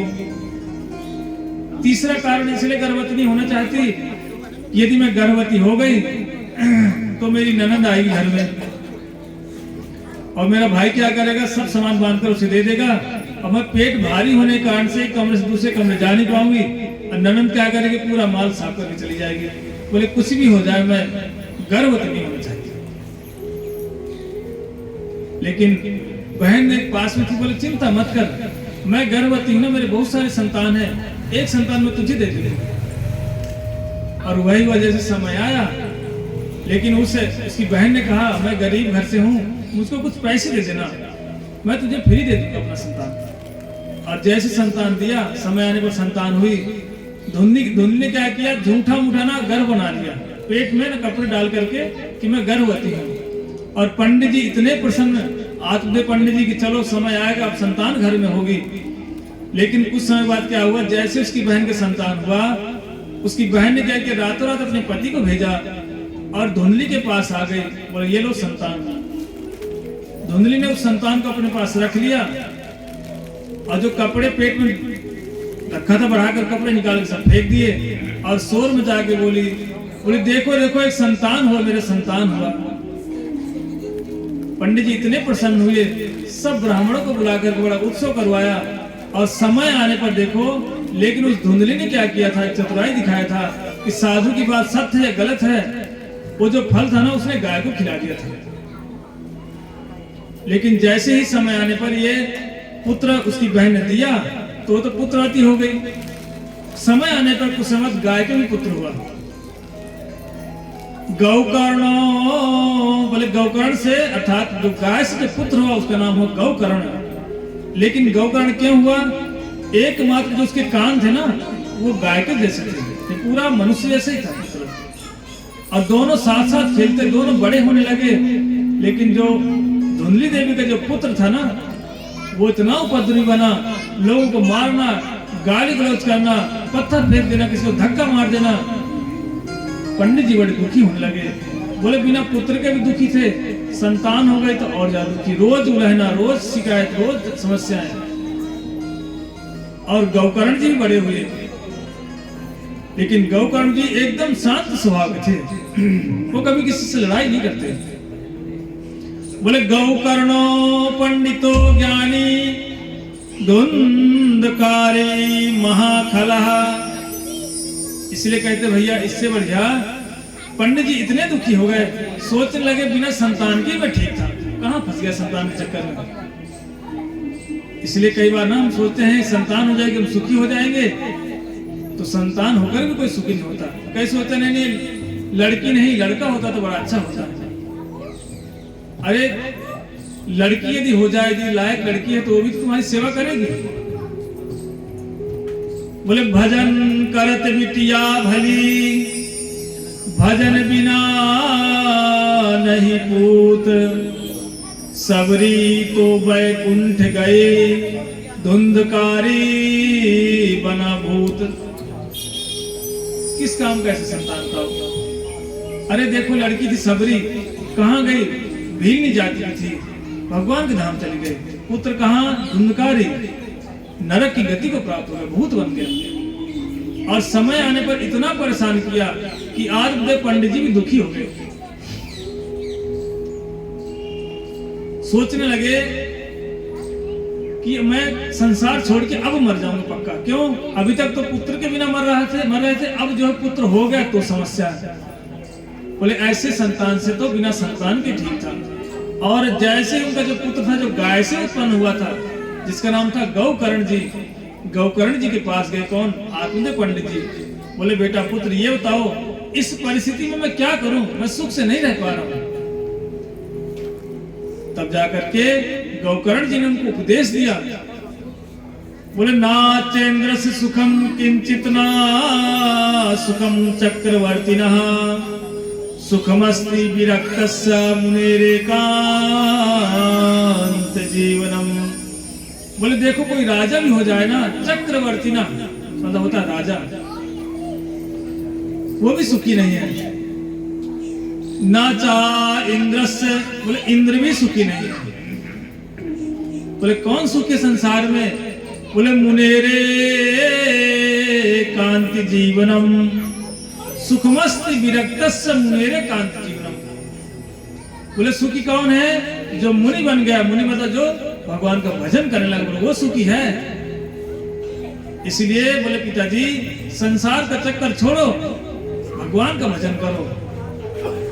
बोले कहाँ जाओ? बोले तद साधु मनने, बोले साधु के पास चले जाओ। इसलिए गौकर्ण जी को बात को मान करके आत्मदेव पंडित जी कहाँ गए? वन में चले गए और जा करके वहां भगवान का भजन किया और भगवत प्राप्ति कर ले गए। अब वो मैया का नंबर आया। कौन सी मैया? क्या नाम था माता का? कौन बताएगा?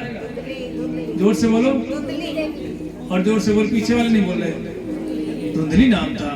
अब जो पुत्र ने सोचा कि पापा तो चले गए, पिताजी गए, अब मैया का नंबर लगाता हूँ। अब जो मैया के पास है, बोले बता माल कहाँ रखा है।